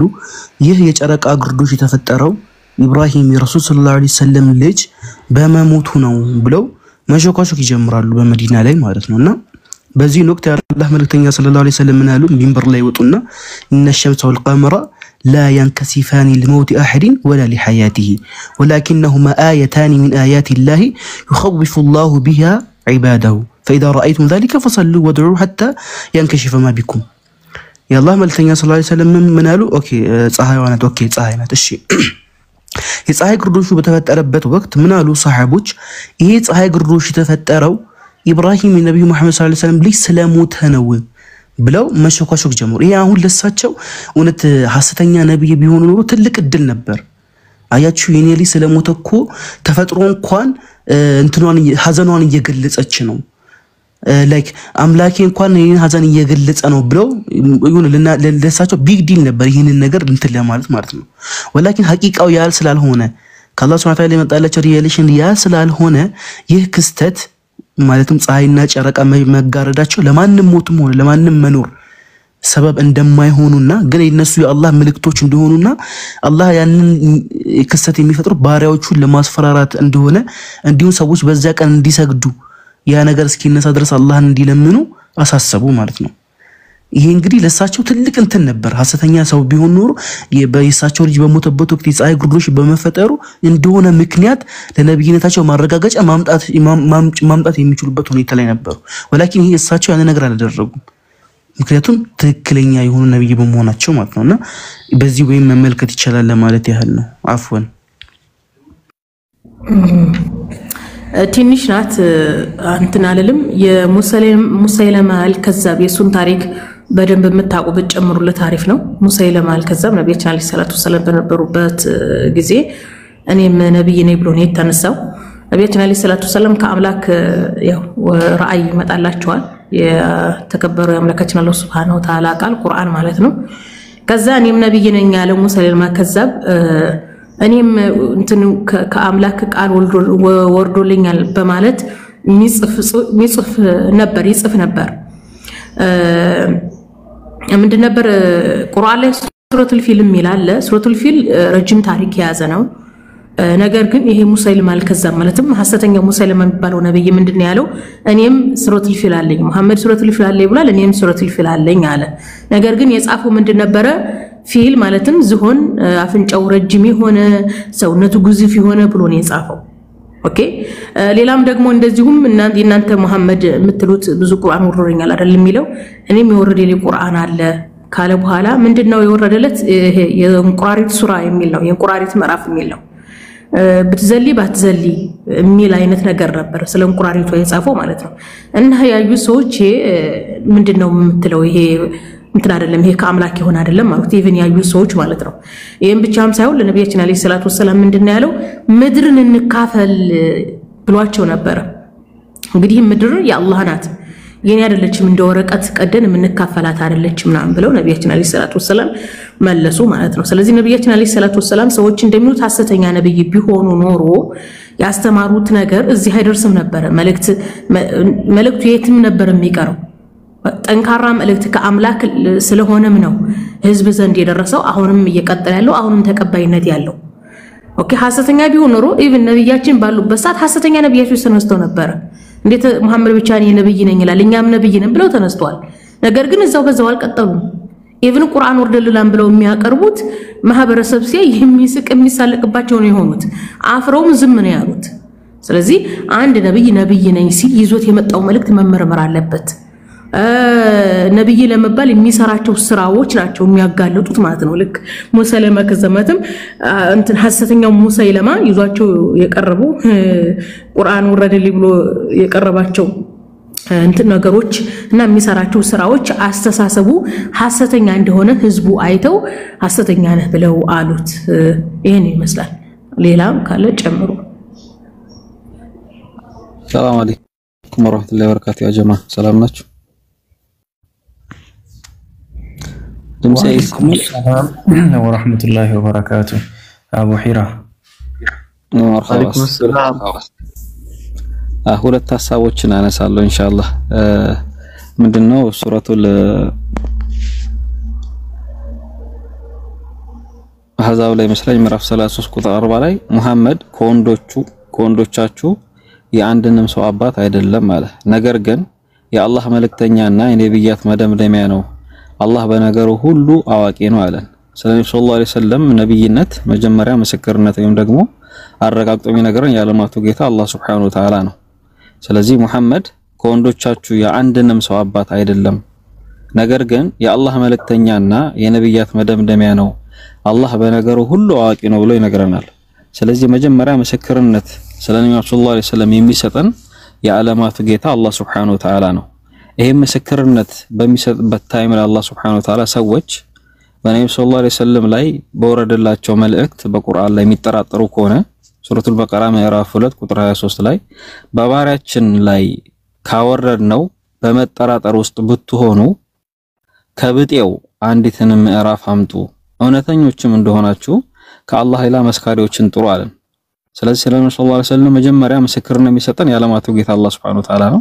ያ ምስክር አላህ ከሰጠን በኋላ ሰዎች ይሄማ ከዚህም ከዛም ቀጣጥፎ ነው ያመጣው ወይም ከዚህም ከዛም ኮራርጆ ነው ያመጣው ብለው የሚጠራጠሩ ከሆነ የአላህ መልእክተኝነት አላህ Subhanahu Wa Ta'ala ሰለላሁ ዐለይሂ ወሰለም መልእክተኛ አይደለም ብለው ሰዎች የሚያስቡ ከሆነ ምን ብሎ አቀርቧል አላህ ሱረቱል በቀራ ምዕራፍ 2 ቁጥር 23 ላይ በባሪያችንም ላይ ካወረደው በመጠራጠር ውስጥ ብትሆኑ አለ። ስለዚህ ለምን አልሰለማችሁም ተብላችሁ ስትጠየቁ አይ ያልሰለምኩበት ምክንያትማ አንድ ሰው ብቻ ስለሆነ ነብዩ መሐመድ እነሱ ያመጡትን ነገር አልቀበርም፣ ምስክራቸው ማን ነው ከተባለ የዓለማቱ ጌታ አላህ Subhanahu Wa Ta'ala ምስክራቸው። ሁለተኛ ነገር ደግሞ አይ ምስክርነትን አልቀበልም የምትሉ ከሆነ ነብዩ ሰለላሁ ዐለይሂ ወሰለም ይዘው የመጡት ነው ቁርአን አያ አንዲትን ምዕራፍ አንጡ ብሎ አላህ Subhanahu Wa Ta'ala ቻሌንጅ ያደርጋል። ስለዚህ ይሄን ቻሌንጅ መታልፉ ከሆነ እውነትም ጥርጥርናታችሁ መጠራራችሁ ልክ ነው። ይሄን ቻሌንጅ ደግሞ ማታልፉ ከሆነ ትክክለኛ የአላህ መልእክተኛ ሰለላሁ ዐለይሂ ወሰለም መሆናቸውን ኢማም ሰለላሁ ዐለይሂ ወሰለም ተቀብላችሁ ወደ እስልምና መግባት ነው። ስለዚህ ኢንሻአላህ እነዚህ ሁለት ነገራቶች ለማንሳት ሞክረው የፈለኩት ኢንሻአላህ ቀጥሉ። እሺ ጀዛኩሙላሁ ኸይራን ሁላችሁንም። ለምን ሚት አድርገህ ተቆይና ሰላምናችሁ ዘመዶች የኤማሁስ ጋር ነው ምን ሄደው። እሺ ሰላም ነው፣ እንዴት ነህ? አማን ነው አልহামዱሊላህ ሁሉ ሰላም ዘር መስከን። እሺ ርዕሳችንን አይተኸዋል እኮ እስላም ለመሆን የአላህ መገለጥ እስልምና የነቢያት ሃይማኖት ለሚባለው ኧረ ቆይ አይተኸዋል ወይ ነው ያልኩህ እኮ አይቼዋለሁ። አዎ እሺ ትንሽ ላብራራልህና ሐሳብን ትቀጥላለህ። ምንድነው ጥያቄ ነው ርዕሱ ላይ የምታየው ልጠይቀን ሳይሆን የምትመጣው ምክንያትህን ልታስቀምጥ ነው። አንተ በምታነሳው ምክንያት ዙሪያ እኛ እናወራሃለን ወይም ደግሞ እናናግራለን። አንተ መስፈርትህን ነው የምታስቀምጠው። የምን መስፈርት? ለምን አልሰለምክም ብዬ ጠይቃለሁ። ያልሰለምክበትን ምክንያት ብቻ ባጭሩ ብዙ ምክንያቶች ቢኖሩም አንዱን ብቻ ታስቀምጣለህ ማለት ነው። በዛ ዙሪያ ላይ ኢንሻአላህ እናወራለን። የመጨረሻ እንግዳችን ትሆናለህ። ካንተ በኋላ እኔም እዘጋለሁ። እሺ የኤማሁስ ወንድሞች ለምንድን ነው ያልሰለምከው? ያልሰለምኩት አላህ አምላክ ለነቢያት አልተገለጠም። ተገልጦም ለምሳሌ ለሙሴ እግዚአብሔር አምላክ ለሙሴ ተገልጧል፣ ለኢሳይያስ ተገልጧል። አላህ ለነቢያት አልተገለጠም ነው ማምነው። ሁለተኛ ደግሞ አንድ ነብይ መሐመድ አንድ ምክንያት ነው ያልኩሽ። አንድ ምክንያት ብቻ ነው ያልኩሽ። አንደኛው ምክንያት ላይ ካወራን በኋላ ወደ ሌላ ምክንያት ትገባለህ። እስሚዝ ይመቻል ወይ ኢብኑ ቃፍ አንድ ሰው ላይ ብቻ እንዳንደክም አቡ ሂራ ምናምን የተመቸው አለ ሰው ይቀጥልሽን የሚዩት ላድርግና ኢንሻአላህ ችግር የለውም ኢንሻአላህ እኔ እቀጥላለሁ ኢብኑ ቃፍና